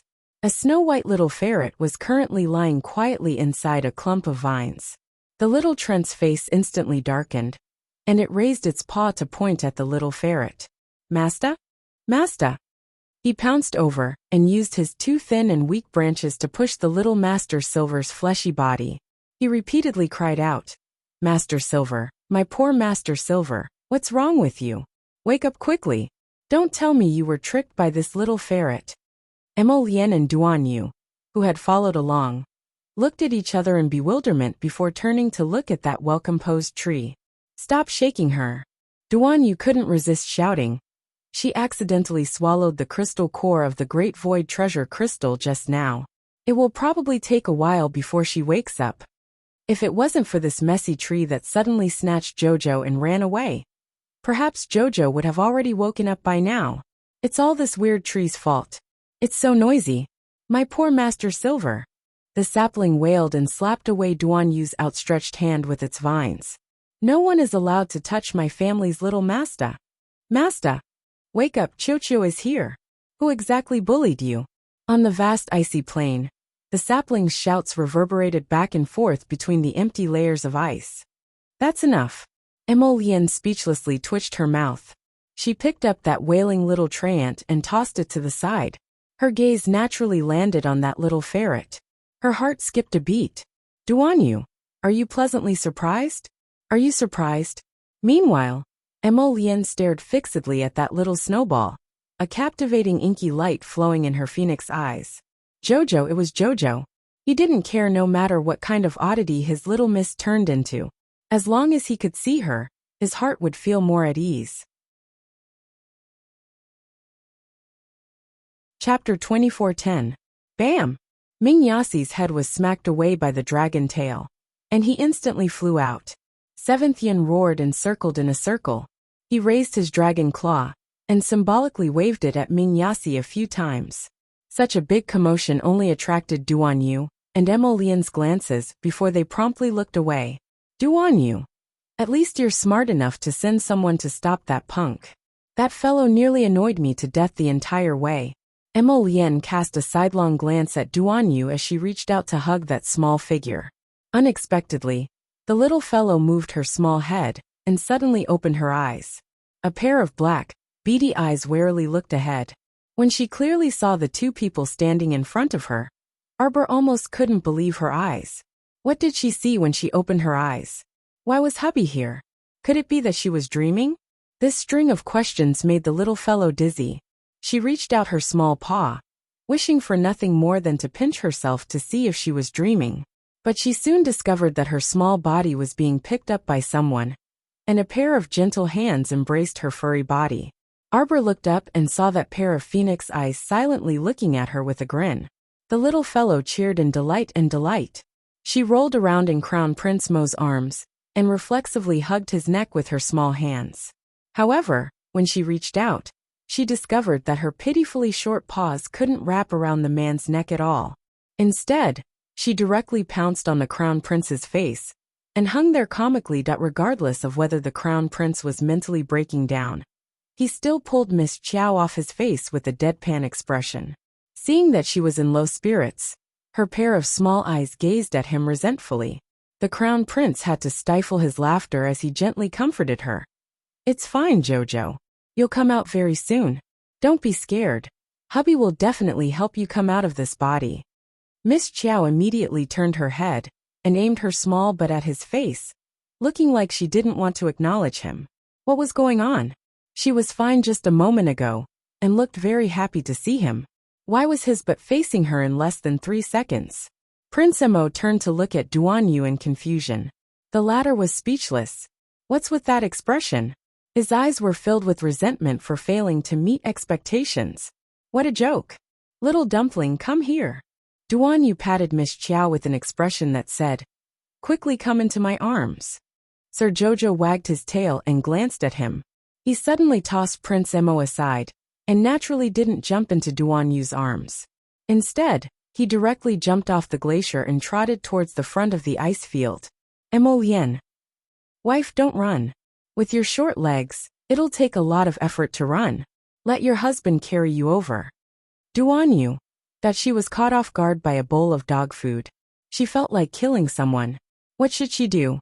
The little girl ran ahead, not even turning her head back. She also ignored the two of them. Mo Lien was baffled. The little fellow was clearly very happy to see him just now. Duan Yu, what's going on? Duan Yu looked at him like he was looking at an idiot. Prince Mo, you're the idiot. Come back, what's going on? Duan Yu rolled his eyes at him irritably. Where's your wife here? Isn't that Jojo? There's no Jojo. Idiot.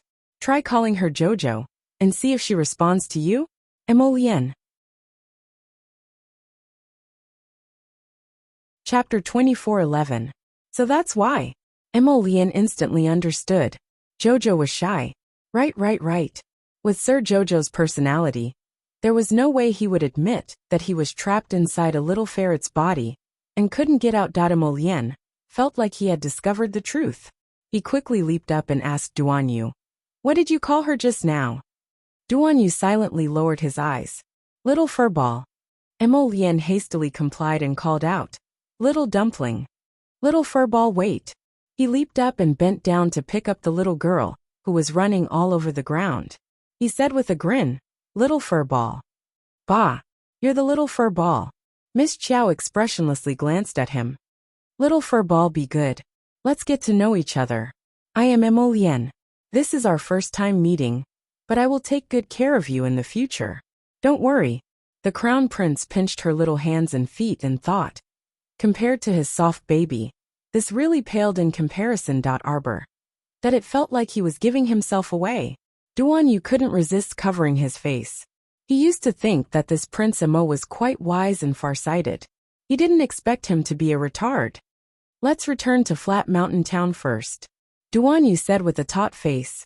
Flat Mountain Town was the closest large town outside of the heavenly ice and snow region. The Empress and the rest were frightened, so they would probably rest in Flat Mountain Town for a day or two before setting off for the capital. Prince Mo still felt tired. His wife was clearly right next to him, but he still had to pretend to not know her. It couldn't be helped. He had to take care of his wife's emotions. The little white ferret was expressionless, but its beady black eyes kept darting around. It would take at least 4 hours to travel from the heavenly ice and snow region to Flat Mountain Town. In addition, the storm had raged for more than half a day. Not only did the rain not stop, but it even showed signs of intensifying. It was very difficult to travel, so it would take even longer. Fortunately, the lightning and thunder had stopped. In order to leave this place earlier, Mo Lien summoned Little Seven and left with Duan Yu and Rong Qing. After being pestered by Yen Chihu for a while, Ming Yas had no choice but to summon the python bull with a furious expression. He then rushed to Flat Mountain Town as well. Along the way, Ming Yasi was naturally in a bad mood. By the time they reached Flat Mountain Town, it was already late at night.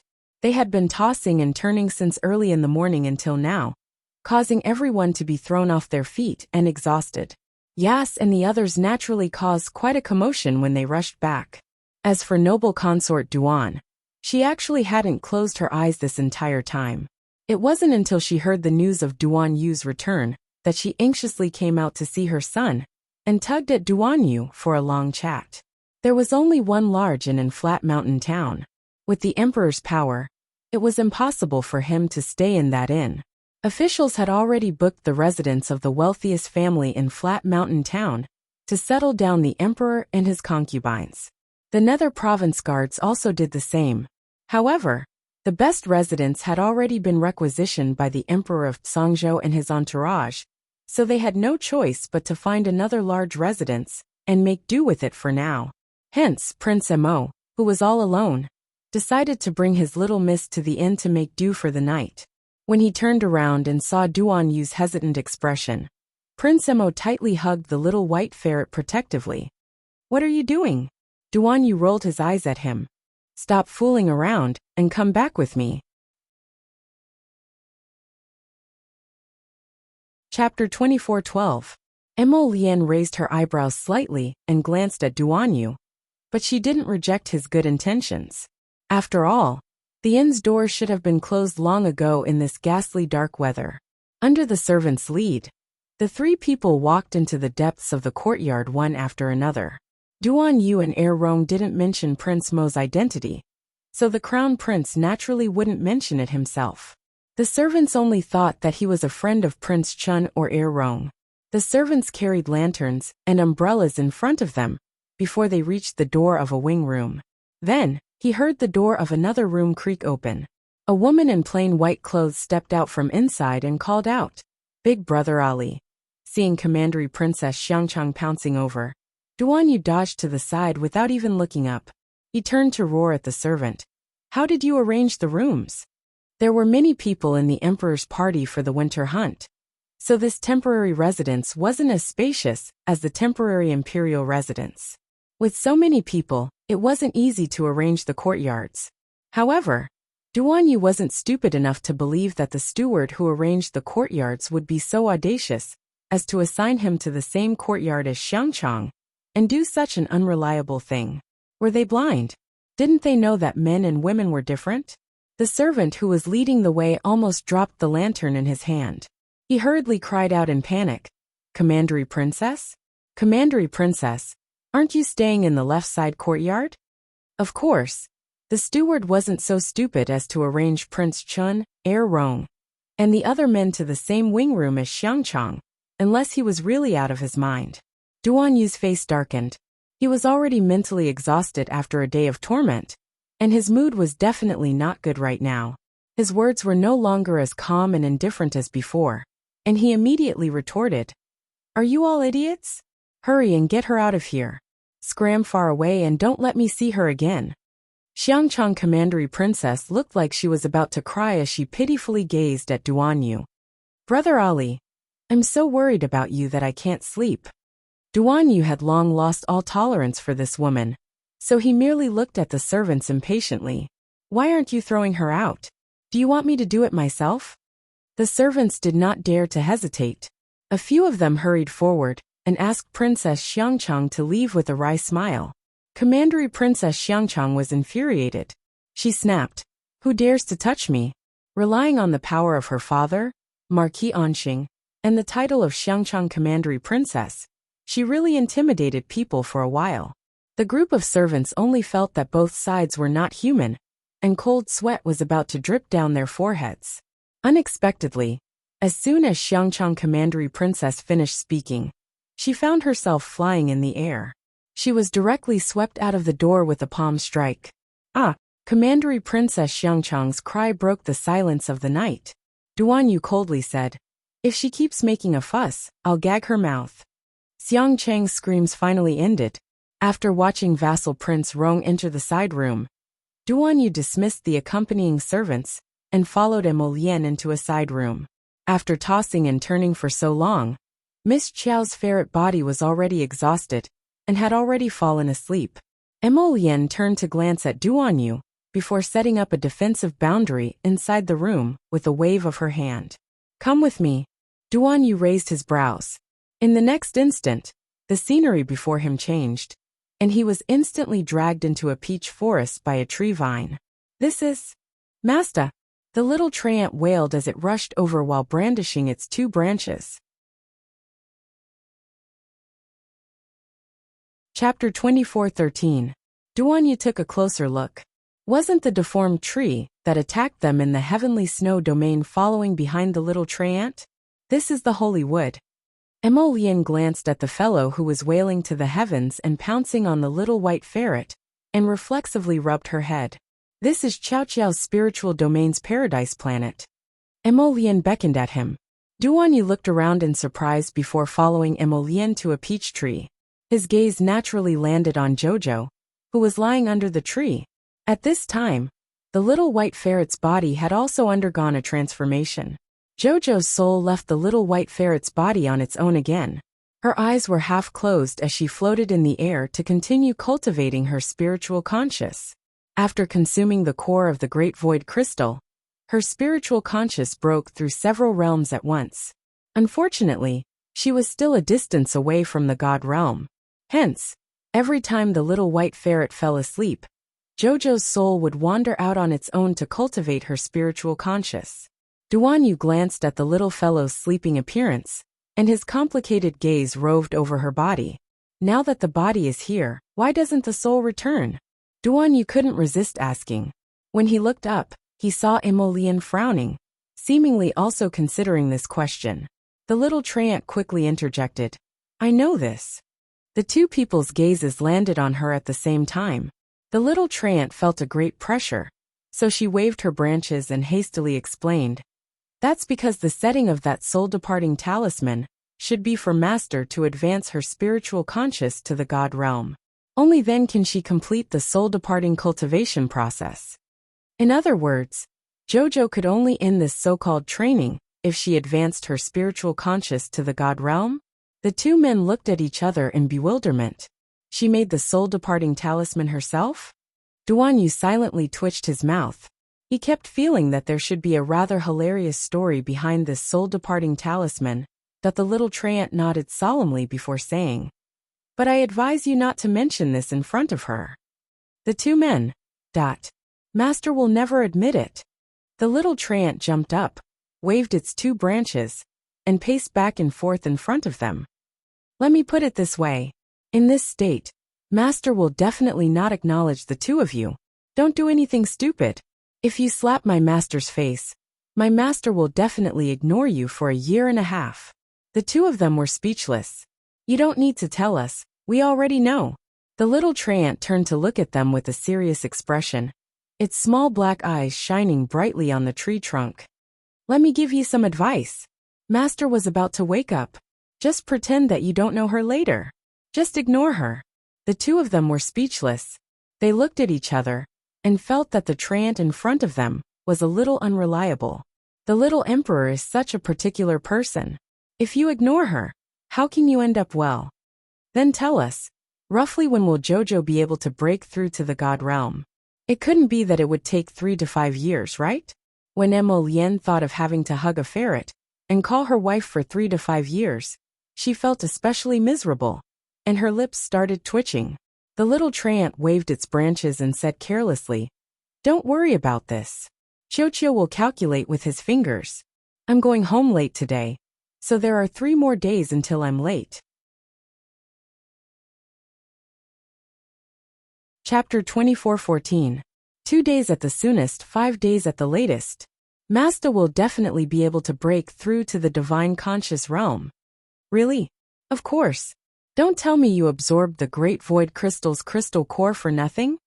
The little treant harumphed and haughtily raised its small tree head. That's for sure. My master is such a strong person. Don't tell me she needs 3 to 5 years to absorb that bit of crystal core? Don't worry. She'll be done in 7 days at the latest. You just said 5 days at the latest. Duanyu reminded exasperatedly. Qiao glared fiercely at him. So long-winded. The two men. Don't think we can treat you as Jojo, just because you pretend to be a Jojo. Your incoherent words don't change the fact that you're a mentally retarded tree. Didn't you say Jojo was about to wake up? The little treant threw Emoliana, Are you dumb? Look, and then said. When did I say Master was about to wake up? Wait here. After saying that, he waddled over to the little white mink's side and squeezed aside the little water child and little earth child squatting next to her. What are you two doing? Why are you squatting here and looking at Master instead of doing something proper? Qiao, why did Master turn into a mink? Qiao, when exactly can Master return to her original body? Soon, soon. 10 days at the latest.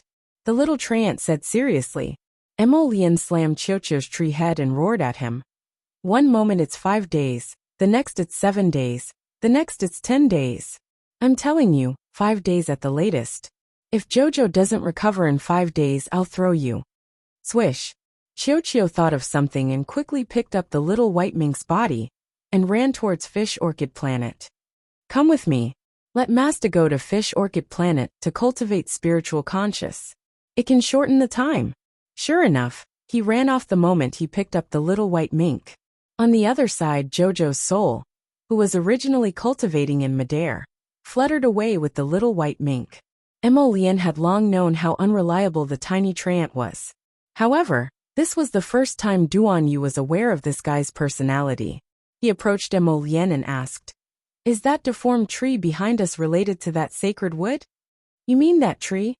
Emolian glanced at the broken tree that had been following his little girl all along and said mildly, "It's a fragment of Qiuqiu's seed. Strictly speaking, it should be a part of Qiuqiu's body.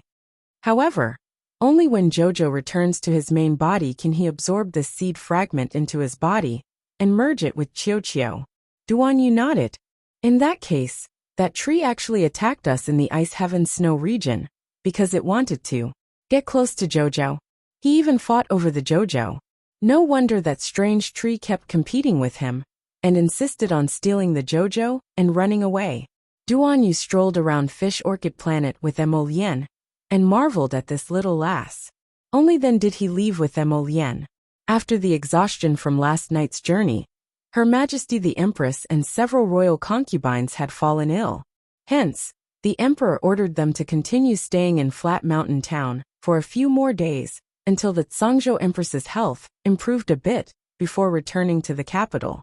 One day later, Arbor woke up and expressionlessly looked at the 3 little ones squatting in front of her. The water child was the first to reach out a chubby, translucent arm that resembled a lotus root and pounced over, calling out, "Moss." Chapter 24:15. Slap. A slap landed on the head of the little water baby without holding back. Qiuqiu glared at him fiercely. "Idiot. Call her Lord Little Dumpling." The water child glanced at Arbor aggrievedly and poked Arbor's furry front paw. "Lord Little Dumpling. I am Little Dumpling. Do you want to eat something?" Miss Chiao had already discovered that she was on Fish Orchid Planet. With a glance, he saw her body lying on a rock not far away. Her stomach was covered with a small blanket. Her sleeping appearance was very serene, and her cheeks were very rosy and glossy. She didn't look like someone who had been unconscious for more than 10 days, and still looked very energetic. Miss Chiao hurriedly ran to his side and wagged her little tail, running back and forth around his body. Anxious, extremely anxious. Logically speaking, this soul-departing curse had been in effect for so many days. So why hadn't it worn off yet? Now that she saw her body but couldn't enter, Lord Jojo felt a bit dejected. He was not happy. She raised her paw and felt even more unhappy when she saw her current appearance. "Ciao, Little Dumpling." When Emolian received the sapling's message, he naturally ran to Fish Orchid Planet to visit his wife. At the same time, he also couldn't shake off Duanyu. Miss Chiao expressionlessly looked at her dear husband as he picked her up and carefully examined her from head to toe. "Your body condition is quite good. Little Dumpling, do you feel uncomfortable anywhere? You're the Little Dumpling." Upon hearing this strange name, Arbor speechlessly turned his head away. "Lord Little Dumpling is quite well right now." The sapling deliberately raised its voice and said, "At this rate, you'll recover your original appearance in less than 3 days." Miss Chiao's ears secretly perked up as she listened to Qiuqiu's words. The Great Void Crystal's crystal core is almost depleted. When it accumulates to a certain level, it'll definitely form a sea of rivers and smoothly enter the God Realm Divine Consciousness stage. At that time, you'll definitely see a different conscious. So that was it. Miss Chiao wagged her tail. Qiuqiu continued loudly. "We can't be too hasty even if we want to return to the main body. Everything has to happen naturally." Xiaomu did not fully understand. Qiuqiu's meaning was that she was probably only 1 step away from returning to her main body right now. However, when she looked inside herself, she had long discovered that her spiritual sense had already entered the 15th level. She was really only a little bit away from the divine sense state. However, it was this small distance that caused her to be trapped in the small ferret's broken body. Arbor frowned. He knew that this matter could not be rushed. For some people, even after 3 to 5 years of training their spiritual senses, they only managed to raise their spiritual senses by a small level. There were many such ordinary people in the world. It was well known that anyone who wanted to raise their spiritual sense by one level would often have to pay countless medicinal pills and painstaking efforts. For example, Arbor, a little level 8 soul master, had a level 15 soul sense. This was definitely out of the ordinary. Emolien chuckled as he reached out to touch her little ears. "What do you want to eat, little dumpling?" Arbor looked up at him and could not help but roll around in his arms, swallowing a wolf's howl. Chapter 24:16. What should she do? She really wanted to hug hubby, but this poor body. Miss Chiao helplessly lowered her head to look at her small furry body. So tiring. Especially since these two people had clearly seen through her identity. Duan Yu was even more hilarious. He held out several boxes of detoxification pills and had her identify which ones were most suitable for noble consort Duan. She couldn't get enough of that punk.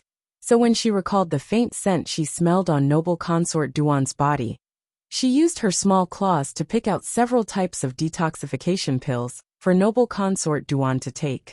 The person who poisoned her was very low level. She reckoned that she would recover greatly after taking them for a few days and wouldn't suffer from any lingering illnesses in the future. "Little furball, do you want to take a look at a talisman shop?" Mo Lien, who was strolling around Pingshan town with the little fellow in her arms, stopped at the entrance of a very small talisman shop. The little fellow wanted to nod in high spirits, but when she saw her small claws, she lay down listlessly. She couldn't do anything with this appearance. "It's fine, let's go in and play." Prince Emma walked into the talisman shop. Just as he stepped into the talisman shop, he came face to face with two young women. The person walking in front was dressed in a gorgeous maroon dress. Her chin was slightly raised, and she looked very domineering. The one following behind her was naturally her little maidservant. She followed step by step with a fawning expression and an exquisite box in her hand. She reckoned that the box contained some talisman papers. Rong Shanshan's eyes naturally brightened the moment she saw Emolien. However, when she thought of her identity, she still maintained her composure. She pretended to adjust her pace, and her originally swift steps slowed down considerably. When she brushed past the man, she even deliberately glanced at him from the corner of her eye. In the end, there was nothing. He didn't even look her in the eye. Oh, not to mention in the eye. He didn't even glance at her from the corner of his eye.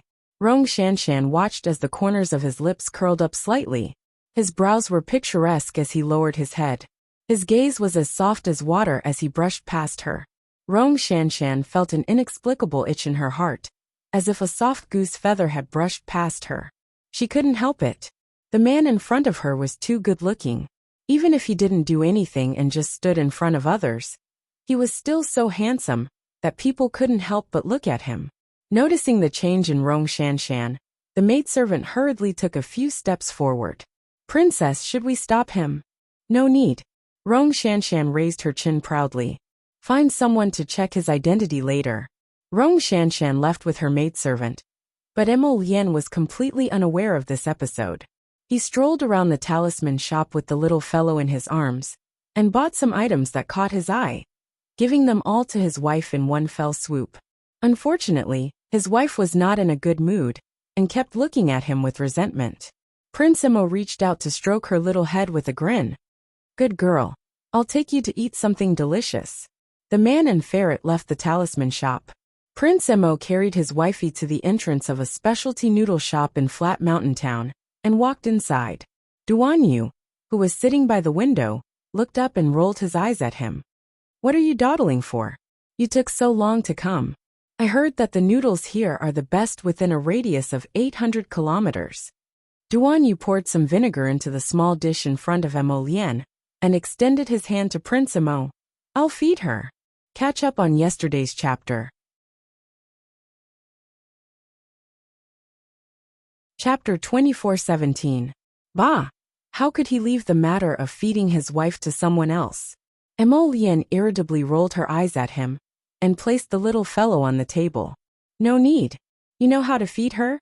I'm telling you, she might be a ferret, but she's very particular about her meals. Emolienne, you have to serve her before and after the meal, understand? Duanyu took advantage of Prince Mo's daze to irritably carry the little fellow in front of him and call out, "Waiter, bring a basin of clear water." Although the waiter didn't know what this lord wanted to do, he still carried a basin of clear water over according to the customer's request. Duanyu ordered that person to drag over another stool and placed the basin on the stool. Then he picked up the round little fellow and placed her paws down. As he rubbed them, he gently said, "Wash your hands and feet. Wash them clean. Don't make a fuss and don't splash the water out."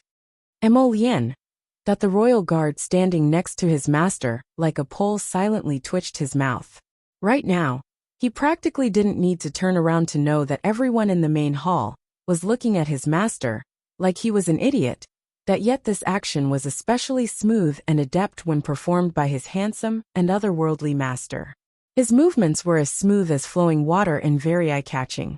Needless to say, all the young ladies and young wives at the tables by the window were staring straight at him. Emolienne promptly walked over, hastily scrambling to carry his wife. What a joke! How could he let Duanyu do something as simple as washing her feet? Although this wasn't his wife's body, her core was. Intolerable. I'll do it myself.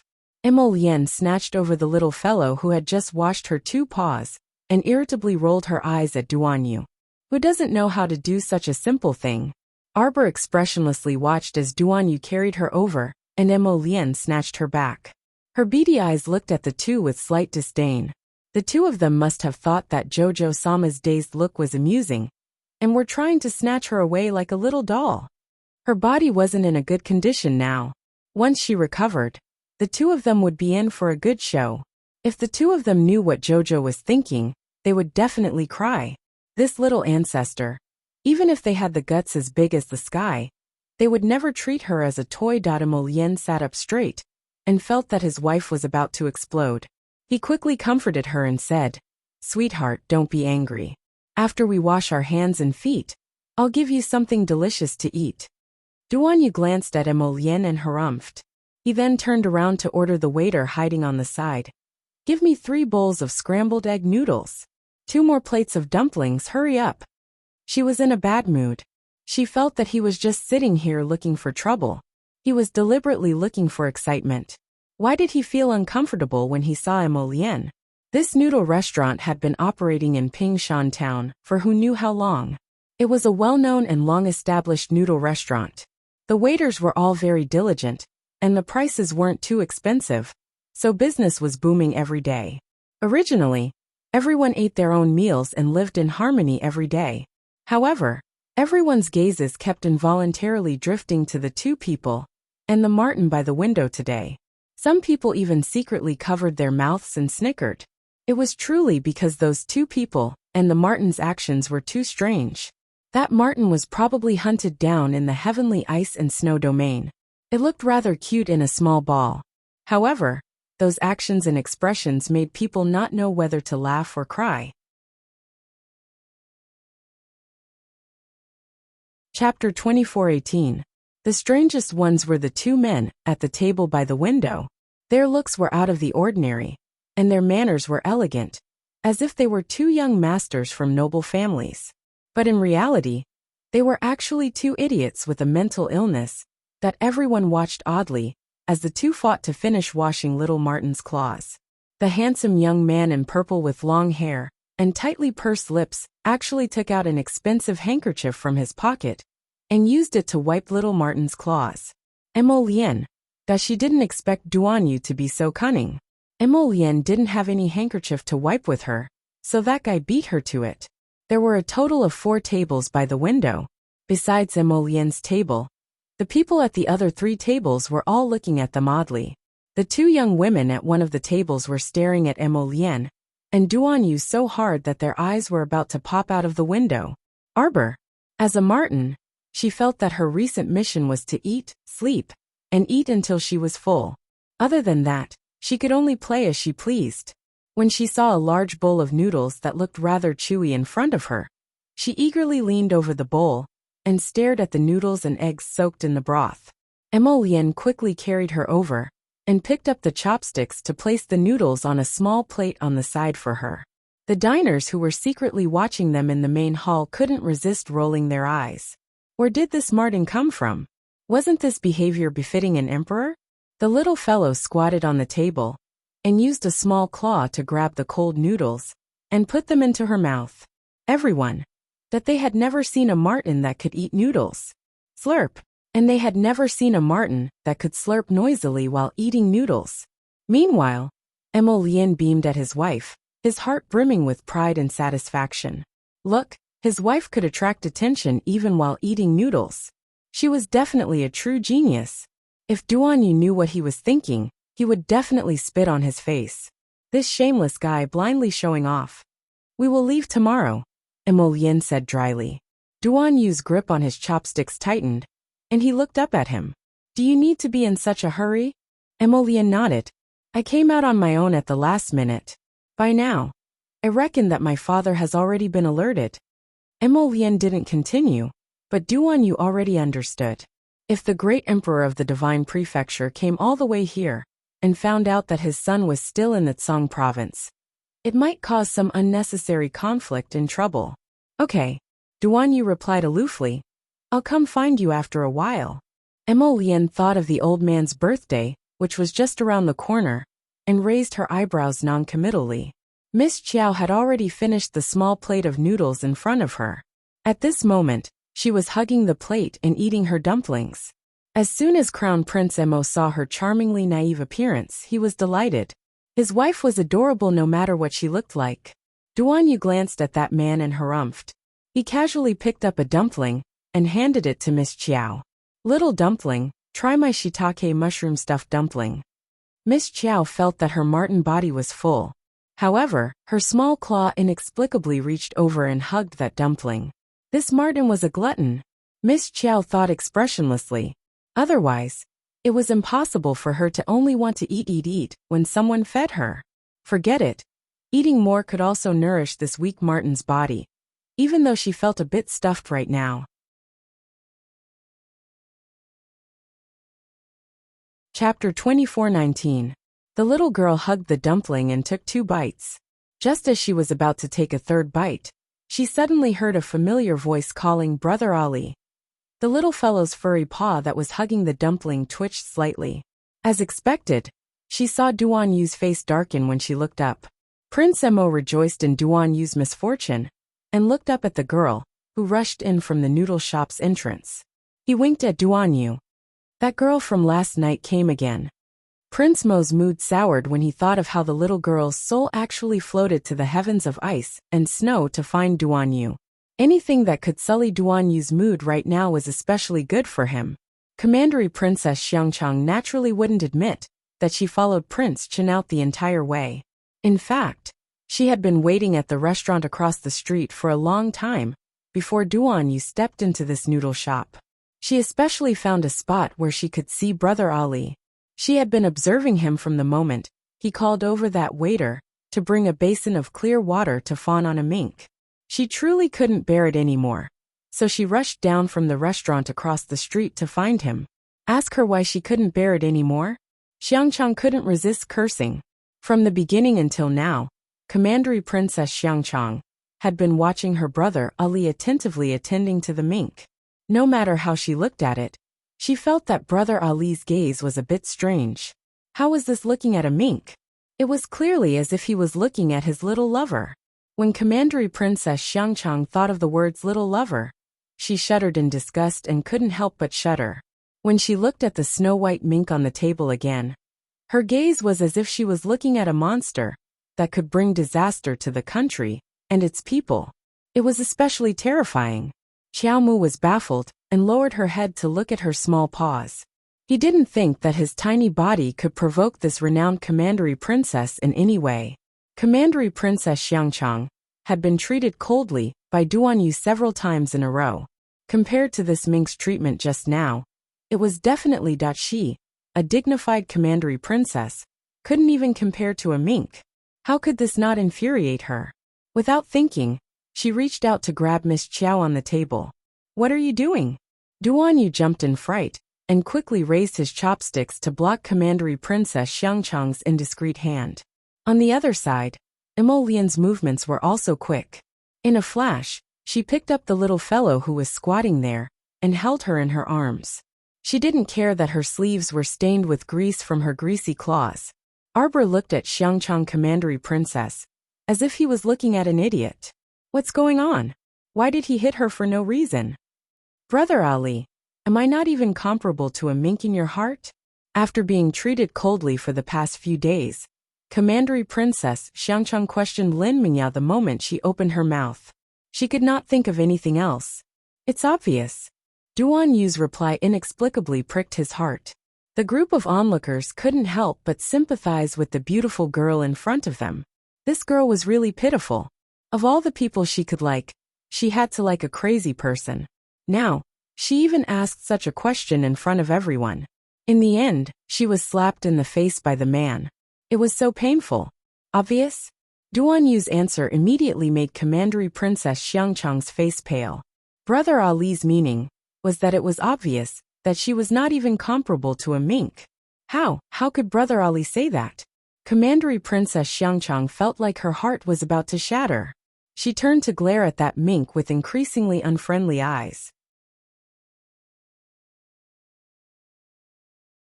Chapter 2420. Miss Qiao only felt an inexplicable calamity befalling her. This strange fire had suddenly ignited on her, as though she had been possessed by a neurotic fire.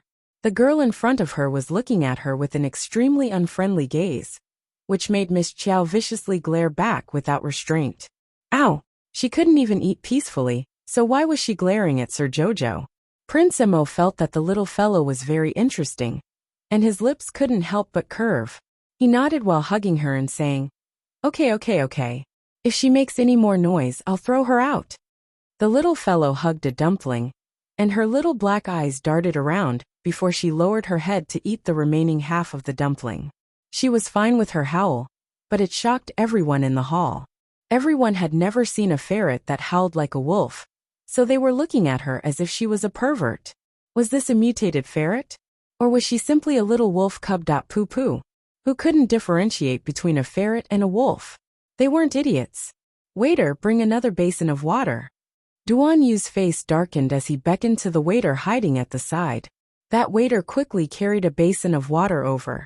Duan Yu walked up and helped Prince Emo clean the little fellow's oily claws, as if no one else was present. He then said to the two of them, "Let's go." Xiangchang Commandery Princess stood there dumbstruck as she glared at that abominable ferret, her eyes practically spitting fire. What exactly was this damn ferret's background? It actually made her brother Ali condescend to serve her again and again? Ow! Miss Qiao also glared back at her. "You good for nothing. You're even jealous of a ferret. You'll only be like this for the rest of your life." What kind of joke was this? Was Sir Jojo the type to show weakness? If it weren't for the fact that she was so small right now, she would have slapped this person who was glaring at her out of the restaurant. While she was pondering, she saw Xiangchang Commandery Princess's figure suddenly fly out like an arrow, smashing out of the window with a boom. Pa!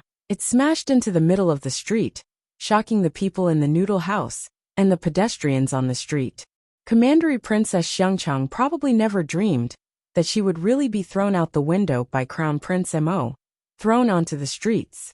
The people in the noodle house, who had been waiting to watch a good show, collectively shut their big mouths when they saw the Crown Prince move as fast as lightning. What a joke! They didn't want to become the second of that woman and be thrown onto the streets like rags that were used to wipe the ground, looking miserable. Jojo rolled around in Prince Mo's arms. Emolian could not help but laugh. Duan Yu silently twitched his mouth, but he still expressionlessly called out, let's go. What are you waiting for?" This pair of ferocious bastards was no different from before. Their arrogant temperament had never changed. When Duan Yu thought of this, He couldn't resist taking a deep look at the little girl and sighed inwardly. The two people and the ferret had just walked out of the noodle house when they heard an unfamiliar voice. That's it. Don't waste your breath with them. Quickly snatch it for this lord. Duan Yu and Emolien's gazes shot across the crowd and saw a fatso with a head full of fat and intestines.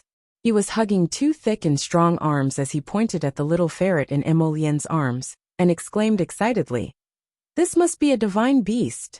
Quickly snatch it for this lord."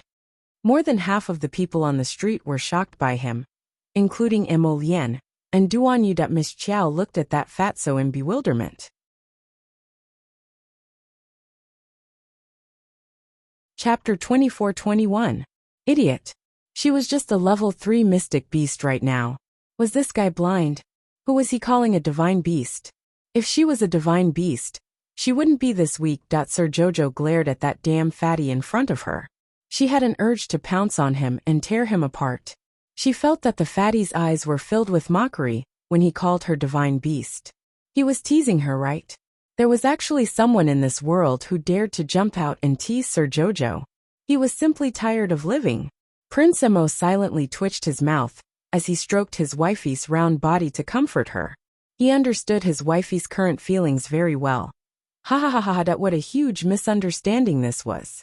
Sir Jojo glanced at the crown prince suspiciously. Strange, he felt that the crown prince's lips were curled up, as if he was laughing inside. Haha, he probably didn't have the guts to laugh at Sir Jojo. Duan Yu stood on the side and sent the royal guard a look. How could the Tsangzhou guard's cultivation be a match for the few lousy servants that the fatty brought along? They took care of him in a few moves and gave him a good beating. Then, they twisted the fatty's arm and shoved him. Scram! The fatty's face turned green from anger, but he kept ranting. You guys want to overturn the heavens? Ah, you guys dare to hit me. Do you know who I am? There's nothing in this flat mountain town that I don't have the final say in. Emolien. Duan Yu was amused from anger and sent the Tsangzhou guard a look. The Tsangzhou guard raised his arm and smacked that punk's mouth crooked with 2 slaps. You're just a mere overlord of flat mountain town. What are you capable of? What are you doing? What are you doing? What are you doing? A loud shout came from the crowd. They saw a round middle-aged man leading 17 to 18 thick-armed servants over. They surrounded the Tsangzhou guard and pointed at him, shouting angrily, "What are you doing? Can't you see that young master is being held in someone's hand? Hurry and save young master. Father! Father! These 2 gigolos are trying to steal my divine beast." Fatty's face was swollen as he shouted angrily, "Hurry up and snatch the divine beast for me." Emolien. Duan Yu. Lord Jojo let out an angry roar. This damn fatty must be tired of living. Which pig's eye did he see that she was a divine beast? Jojo. Sama knew that this was clearly the darn fatty's way of mocking Sir Jojo. A small mystical beast that had not even reached the 3rd level was actually called a divine beast. This was clearly not blindness, this was brain blindness. Little Tuanzi, don't be angry, don't be angry. Emolien's mouth twitched. He really understood his wife's feelings at this moment. This was clearly a weak chicken. But there was a retard who said that you were very strong. His wife flew into a rage out of humiliation. Ha ha da da. He couldn't smile. And he couldn't let his wife see that he was smiling. Jojo looked up at this man suspiciously. The man's jade-like handsome face was filled with tenderness, and his eyes were smiling. There was nothing strange about him at all. Be good, I'll beat him up for you. Humph. Lord Jojo snorted through his nose. His beady black eyes stared disapprovingly at that annoying father and son pair. Very, very, very angry. Divine beast. Fatty pointed in Jojo's direction and shouted angrily, "Don't just stand there and do nothing. Charge. You must snatch the divine beast safe and sound."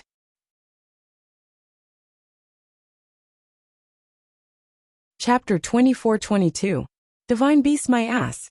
She really didn't know where this moron got the idea that Sir Jojo was a divine beast. How could Jojo know that this person had actually been observing them in the main hall for a long time? From the moment the 2 of them started serving Miss Chiao to wash her claws, they had been secretly observing this mink's expressions and actions. After his very professional analysis, Fatty was certain that this mink was definitely a divine beast. Otherwise, why would those two pretty boys fight to serve this mink? In addition, whether it was this mink's expression or actions, it fully indicated that she wasn't an ordinary mink. She was definitely a divine beast in disguise. Don't think that he hadn't seen the world just because he was born in Ping Mountain Town. Could it be that he had never owned a divine beast or seen a divine beast egg? After his careful and professional analysis, Fatty was certain that this was definitely a newly born divine beast. She was still ignorant at the moment, but it didn't matter if she was weak. This didn't mean that she wouldn't rise up in the future. When she grew up, she would definitely be a very awesome divine beast. So right now, Fatty decided that he must bring people to snatch Sir Divine Beast. It wouldn't be a problem even if he had to expend a few more lackeys. Did these two pretty boys from the village really think they could challenge the tyrant of Flat Mountain Town? Seize! Fatty roared angrily. The group of servants rushed forward. But before they could make a move against the Zhangzhou guards, two of them were picked up by the neck like chickens and flung out heavily. Sir Jojo flew up in anger, and a small snowy mink pounced in front of Fatty with a whoosh. Its sharp little claws directly tore at Fatty's face. Ow! Fatty clutched his face and retreated a few steps. He grimaced in pain and tried to grab the little white mink. With a shift of his body, Emolien had already arrived in front of him. Without another word, he kicked the Fatty, sending him tumbling and stumbling. He then reached out to carry the little fellow, who had almost been caught by the Fatty. Ow! Sir Jojo's eyes revealed a vicious glint. That was I'll kill you look. Watching from the side, Duan Yu's mouth involuntarily twitched. When he saw the look in her eyes, he inexplicably thought of the fierce little girl he had met in the mountains behind Quoto village. At that time, she was also extremely fierce. She could even viciously lay her hands on his peerlessly beautiful face. Not to mention the fact that he was looking at a fatso with mediocre looks. It would be good enough if he didn't slap him to death. Xiao Xiao would never admit that she was angry out of humiliation. Yes, she was annoyed beyond words. He felt that this damn Fatty in front of him was definitely mocking him for being a weakling. This damn Fatty, he had nothing better to do. What right did he have to sarcastically call her a divine beast? So what if she was weak? What's in his way? Spit on his divine beast. I'll whip you to death. Lord Jojo had completely misunderstood Fatty's thoughts. If the Fatty knew why she slapped him, he would definitely cry. How is this sarcasm? He thought that this ferret was a divine beast, that there was something wrong with Lord Jojo's brain. He was never on the same page as other people. Emolien suppressed her laughter and pacified her raging wifey. She rubbed her round little body and gently said, "Be good, don't make a fuss. Look at how you've scratched him. How can you scratch his nostrils? It's not good, it's so dirty. Come, I'll take you to wash your claws."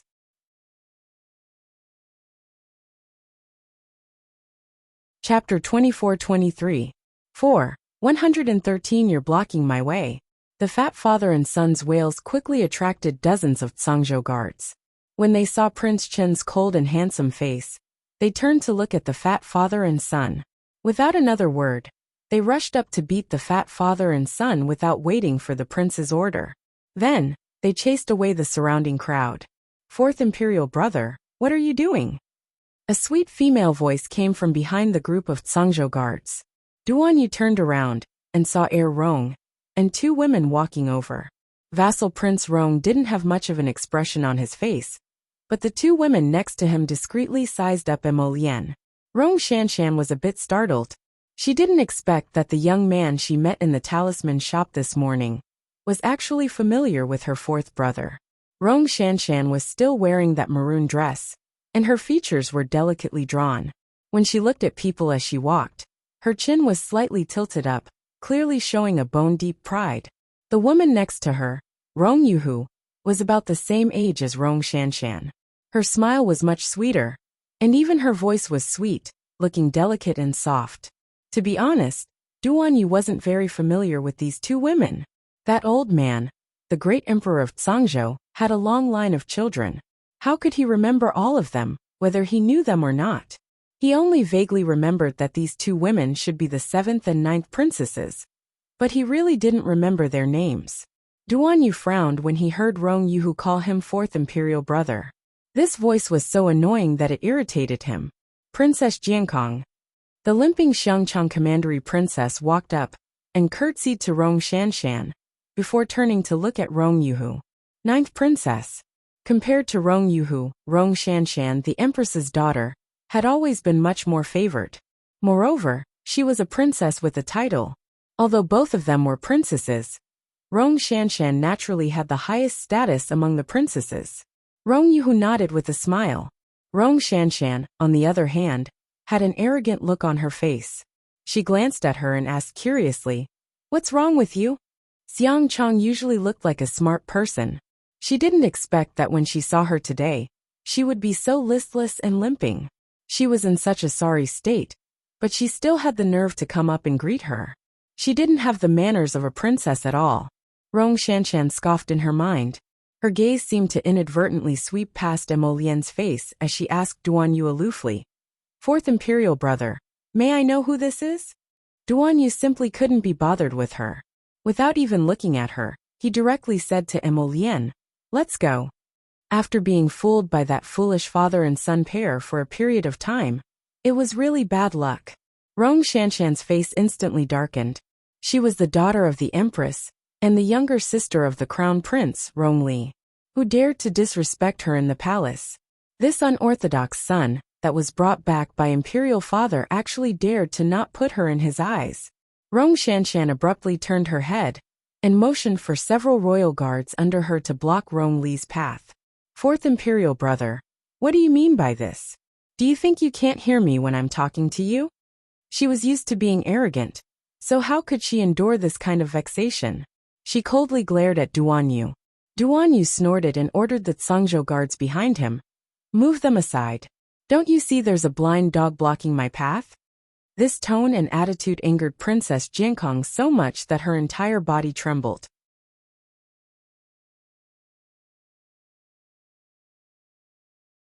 Chapter 24-24. The Zhangzhou guards silently looked at each other, but they didn't dare to court disaster. They hastily stepped forward and respectfully bowed with cupped hands, asking Princess Jiankong to step back. Slap! Rong Shanshan's fury soared as she slapped a Zhangzhou guard's face. 5 bright red fingerprints instantly appeared on that punk's dark face. He also took a step back and lowered his head with tightly pursed lips, looking like he was angry, but didn't dare to voice it out. Slap! Duan Yu didn't say anything and slapped back. He coldly reprimanded, "You're quite capable. You dare to hit this prince's people?" Everyone was stupefied by his ruffian attitude of ruthlessly destroying a flower. Meanwhile, the fatty and his son, as well as the group of servants, who were originally tied up outside, were all trembling in fear. They wished for nothing more than to bury themselves like fertilizer. What was going on? Judging from their titles, there were princes, princesses, and commandery princesses. When did so many awesome people come to Flat Mountain Town? Aside from the fat man and his son, everyone else on the streets of Flat Mountain Town had been cleared out.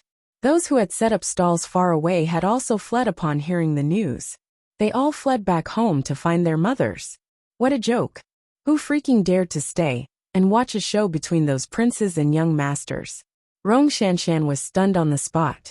She clutched her burning left cheek with one hand and pointed at Duan Yu with the other. She screeched in a tearful voice, "Rong Li, you dare to hit me?" Slap! Duan Yu didn't say anything and slapped her again. This slap was even heavier than the previous one, causing Princess Jiankong to stumble back several steps.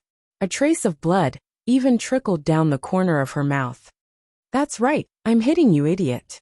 So what if this prince hits you? If you're not happy, come fight back. Hit me back if you dare. What's the point of just standing there and blabbering nonsense? Don't be too obvious. You can do it yourself.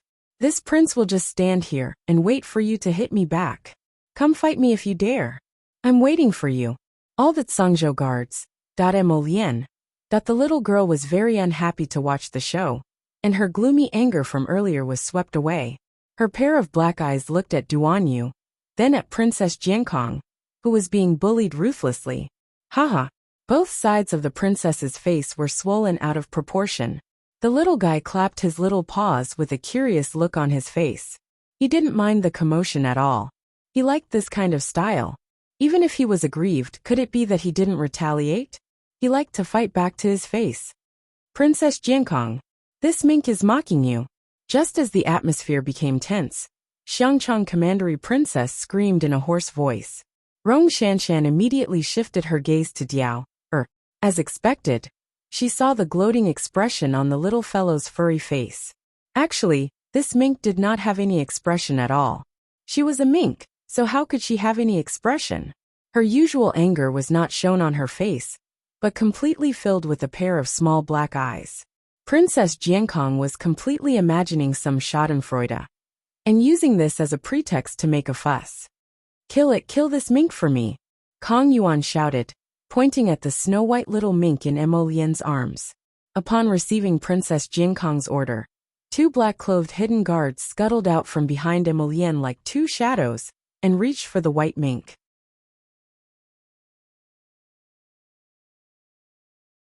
Chapter 24-25. These people, did they all think that Sir Jojo was a pushover? They couldn't beat Duan Yu, so they actually dared to come and beat up Sir Jojo. They were courting death. Seeing the little fellow flashing her tiny claws and wanting to pounce over to seek her own death, Mo Lian hastily restrained her impulsive darling. Who could the little fellow beat with her current physique? Don't be ridiculous. Crown Prince Mo raised his leg and kicked one of the hidden guards away. Then he turned around and flicked his sleeve, causing the other guard to fly out as well. With 2 bangs, he was flung to God knows where without any resistance. Princess Jiankong was completely stupefied. She was well aware of the cultivation levels of the 2 hidden guards beside her, but she didn't expect that they wouldn't even last a single move from this young man before being sent flying. Without another word, Duan Yu kicked Rong Shanshan's stomach heavily. Princess Jiankong was like a drifting little white flower, as she was sent flying like a kite with a broken string. She crashed onto the ground with a thud and didn't make a sound. When Xiao Mu saw these 2 men swiftly take care of a group of people, her exploding ball of fur finally relaxed a bit. Woof!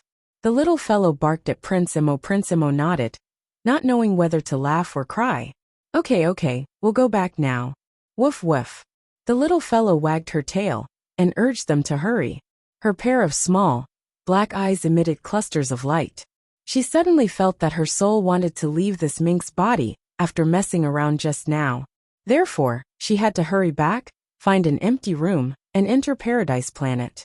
Mo Lian was used to reading his wife's mood. Seeing the little fellow's urging, he quickly called Duan Yu and ran back to the residence without bothering with those women. After returning to the room, Mo Lian instantly understood when she saw Jojo biting her sleeve. She had the sapling drag the little fellow into Paradise Planet. Once they entered, Arbor's soul involuntarily slipped out of Diao's body.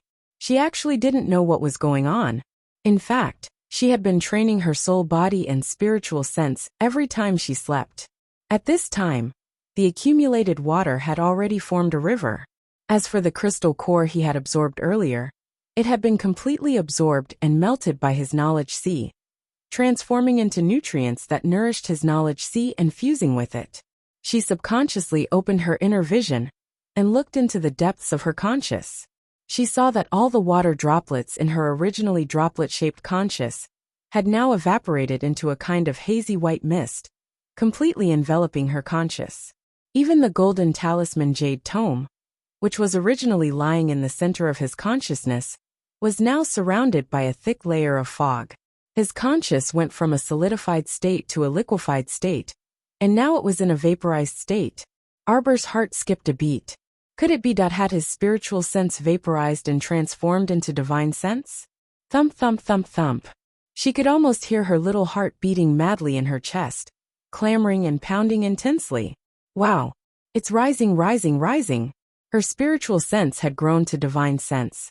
Compared to her cultivation, her conscious had entered the God realm first. The sudden advancement made the little fellow so happy that she couldn't tell north from south. Right. Qiuqiu previously said that as long as her conscious entered the God realm, her current awkward state would be resolved. Then now she was going back? Miss Chiao lifted her heavy eyelids.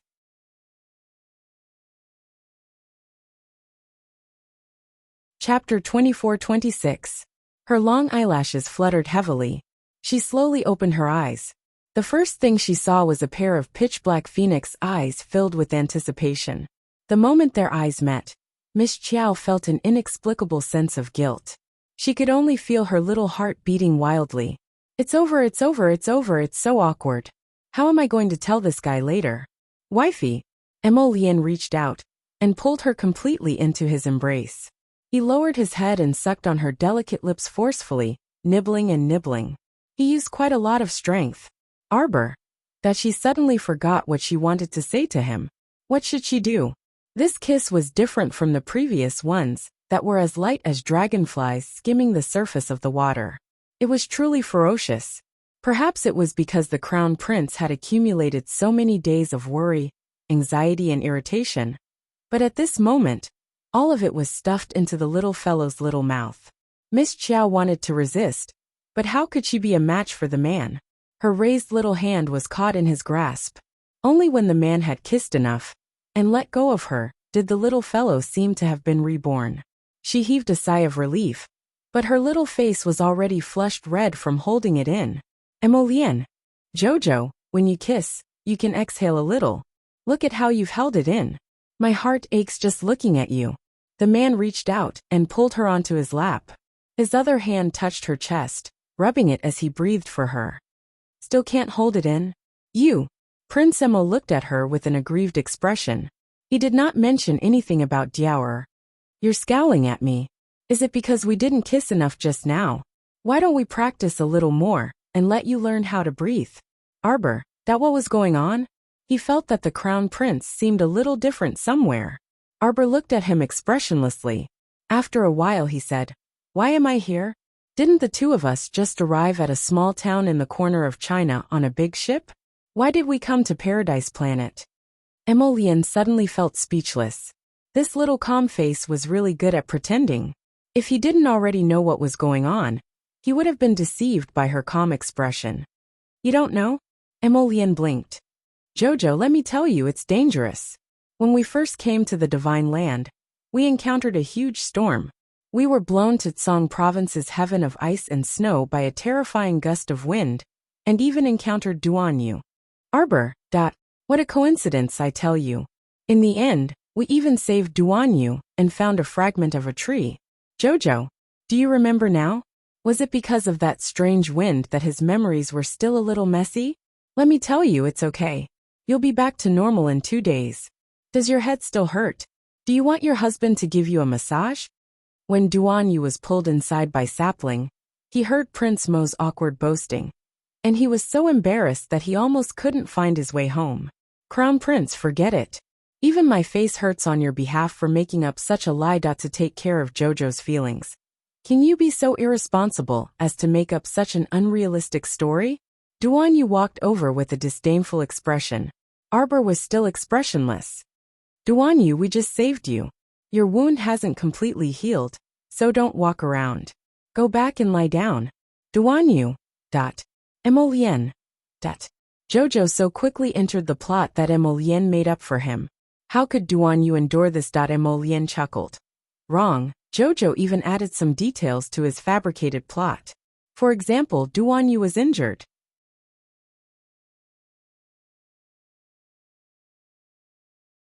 Chapter 24-27.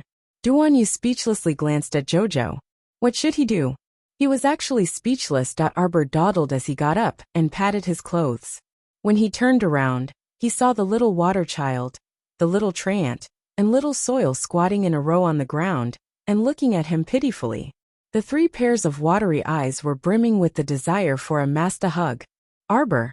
When did these 3 start squatting there? Didn't that mean? Just now when Emolian was kissing her, she had completely seen it all.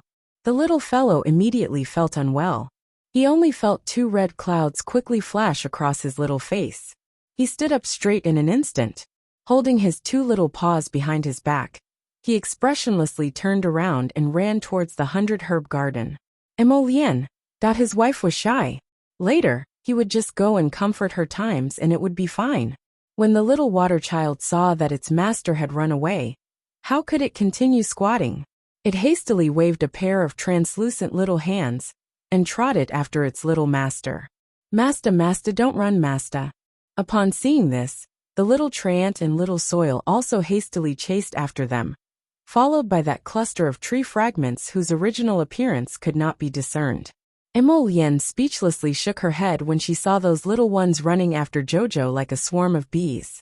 She turned to Duan Yu and said, "Since Jojo has recovered, I plan to bring her back to the Divine Province in a bit." After being delayed for more than half a month, it was almost the end of February.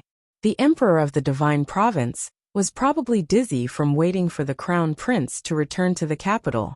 But this was nothing, just let him wait. His wife was the most important person in the world. Emolienne's handsome face was taut.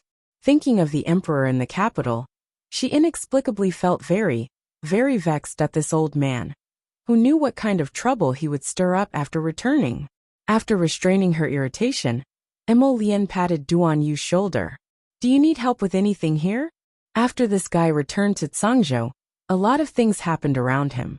Just by looking at the collected information, Emolienne knew that this guy's life was very troublesome. Duan Yu shook his head. "Not at the moment. If you have something to say, just say it. Don't keep it to yourself." Emolienne glanced at him, then slowly walked towards Jojo's herb garden. Duan Yu stood alone under a tree covered in peach blossoms, and his gaze flickered as he watched them leave. The peach blossom petals that filled the tree fluttered to the ground.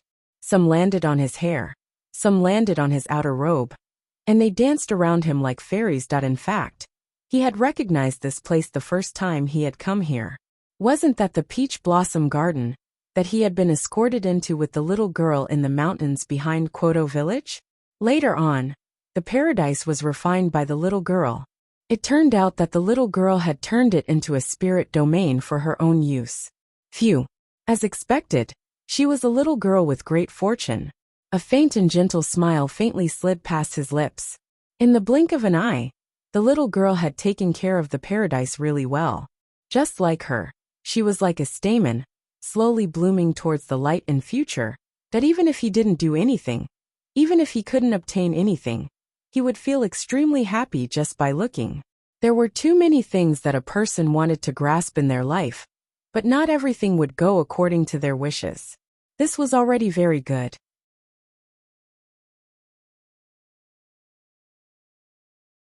Chapter 24-28. Your Highness Prince Chun, please. His Majesty and Her Majesty the Empress have been waiting for a long time. The old eunuch who came out to report said with trepidation. Then, he hastily stepped aside and invited Duan Yu in with his plump body drenched in cold sweat. Duan Yu narrowed his cold eyes and walked into the main hall of the temporary residence. He immediately saw Rong Yuan sitting on the main seat, and below him sat the dignified and virtuous Empress Lu, who had a cold expression. Princess Jiankong was kneeling by her mother's feet. Her eyes were red from crying, and her cheeks looked much less swollen after applying medicine. Meanwhile, Rong Yu stood solemnly in the main hall with his head bowed. Beside him stood Heir Rong, who had an indifferent and somewhat disapproving expression. His Highness the Crown Prince requests an audience. Second Prince and Third Prince request an audience. Commandery Princess Xiangchang requests an audience. The Emperor frowned and looked up at his son, who was slowly walking in, with obvious displeasure on his face. Why are you all here to join in the fun? I won't see you. Your Majesty, Li and the others must be worried about their seventh sister's injury, the Empress said indifferently with a hint of embarrassment on her face. Her own charming daughter was slapped twice by that foreign bastard without any explanation. Her face was still swollen even now, and it was extremely amusing when she walked out. His Majesty actually wanted to protect this bastard and suppress the matter, unwilling to make a fuss. How could she let him have his way? The Emperor of Zhangzhou held his breath and glared at the Empress angrily. He said gravely, "Let them in." The idiot Third Prince started making a fuss as soon as he walked into the hall. I heard Seventh Sister was wronged. What exactly happened? Greetings to Royal Father and Royal Mother. This son greets Royal Father and Royal Mother. Crown Prince Rong Li and Second Prince, who followed behind him, were not as loud as third prince. They stepped forward and bowed respectfully before speaking. Seventh sister, why is your face so swollen? Her Majesty the Empress angrily placed the teacup on the table and said coldly, go invite noble consort Duan over. There's no need to invite my mother. She's already so old. Yet she's calling for her father and mother, just because something happened. Is she still breastfeeding or what? Duan Yu bluntly interrupted the Empress's words and ignored her ugly face that was distorted from anger. He coldly stated, I was the one who did it. Yes, I did. For the sake of Imperial Father, I went easy on him. The great emperor was so angry that he couldn't say anything for a long time. Empress Lu slapped the table angrily and said sternly, Rongli, aren't you being too presumptuous? So what if I'm impudent? Don't try to act like an empress in front of me. If you have the time to be angry here, why don't you take care of your own daughter, and everything will be fine? Duan Yu's words nearly choked the empress to death. Her face contorted as she pointed at him and stammered, You. She was so angry that her chest hurt, but she couldn't speak. She truly had never seen such an unscrupulous youth. She was the current empress of Zhangzhou, the motherly model of the world.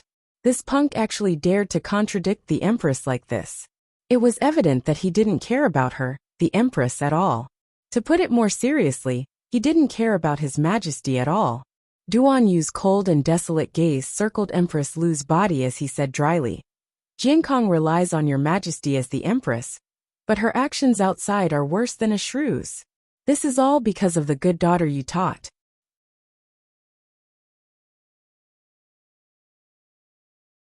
Chapter 24-29. You. Let. Go. The Empress was so livid that her chest was about to explode. Her chest heaved up and down as she panted, and her contorted face was filled with fury and viciousness.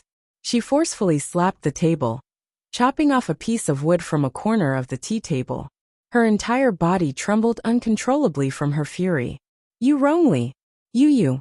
You're really audacious to the extent that you don't choose your words carefully. Was it noble consort Duan who taught you? Heh. Duan Yu coldly gazed at the woman before him.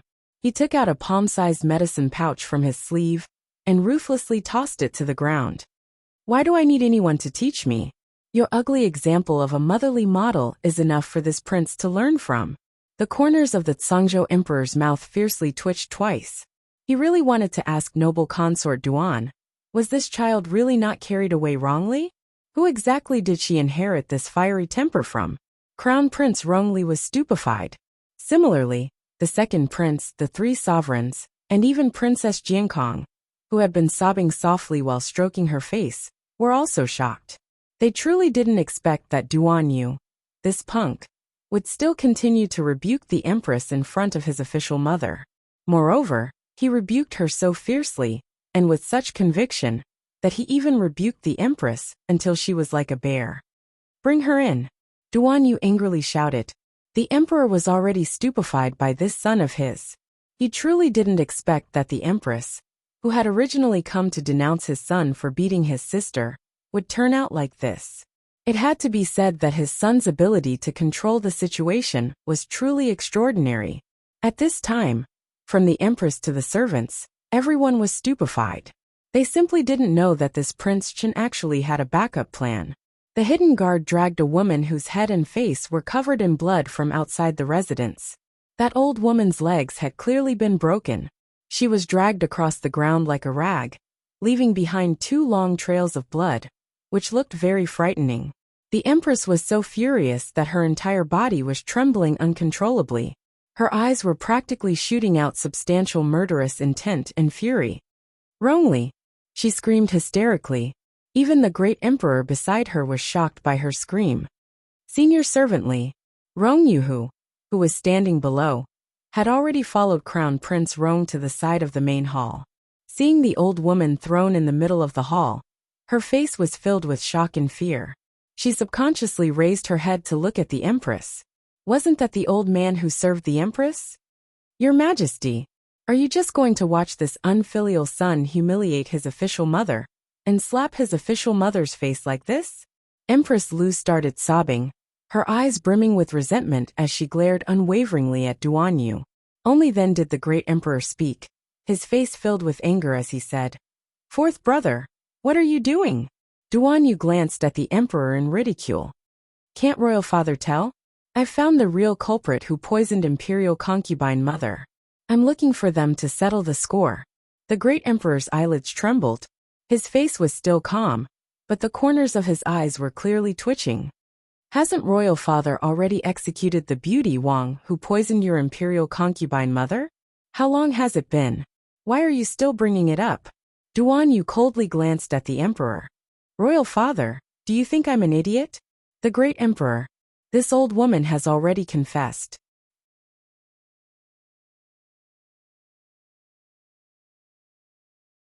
Chapter 2430. The Empress slammed the table fiercely. "Wrongly. Do you think you can deceive the heavens and the sea and deceive His Majesty, just because you made a confession under torture, and created an illusion of reality?" Duan Yu ruthlessly kicked that old woman's back and coldly uttered, "Speak." "Yes, Her Majesty the Empress was the one who provided that poison pill to Beauty Wang. Yes, Her Majesty the Empress was the mastermind." Ah. Before Nanny Li could finish speaking, she was suddenly struck by the Empress's palm and rolled on the ground. She lay there on the verge of death, practically motionless. "Your Majesty, what else do you have to say? You want to frame this consort based on an old woman's one-sided story? Wrongly, how dare you?" Heh. A cold glint flitted across Duan Yu's eyes. With a flip of his hand, a bewitching and glaring silvery white flame emerged from his fingertip. The entire hall was shocked. Crown Prince Wrongly glared at his fourth brother, as if he was looking at a monster. He clearly remembered that this man controlled the 9th level of the water spirit. Then this inexplicable silvery white flame that was so glaring, could it be?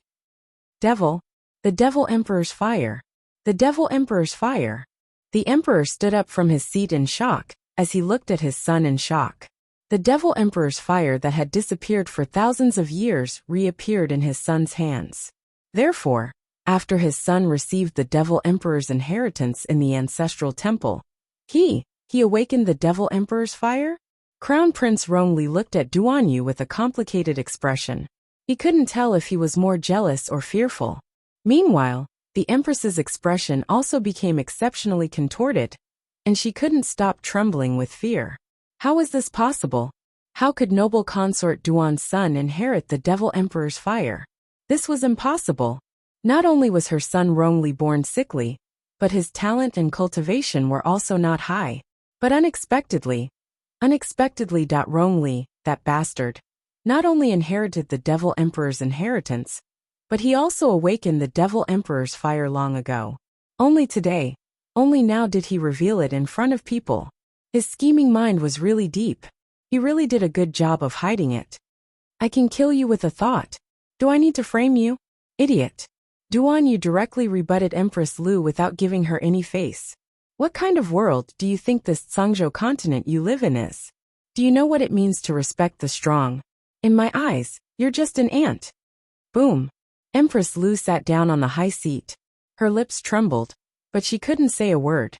"Royal father, this son requests that this woman be severely punished," Duan Yu bluntly declared as he pointed at Empress Lu. "No, you have no evidence at all." Wrongly hurriedly stepped forward and said, "Based on Nanny Li's one-sided statement, you can't prove that it was Imperial Mother who poisoned noble consort Duan Yu. If this prince says it's her, then it's her." Duan Yu coldly interrupted the Crown Prince. At this moment, Wrongly felt that the ferocious claws and fangs hidden in the dark had finally been exposed in front of everyone. He had finally revealed his ambitions and desires, putting all of this clearly in front of them. Crown Prince Wrongli's complexion instantly turned pale and unsightly, and he felt his breathing tighten. He didn't expect that a single Wrongli would bring him so much pressure. You're tuning in to the Li Mei's Wuxia Whispers YouTube channel. We're so grateful for your support. And don't forget to subscribe to join us on this incredible journey through captivating stories. Your generosity through donations truly makes a world of difference, as it's the primary source of revenue that allows me to expand and enhance this channel for you. Thank you from the bottom of my heart for being a part of this adventure.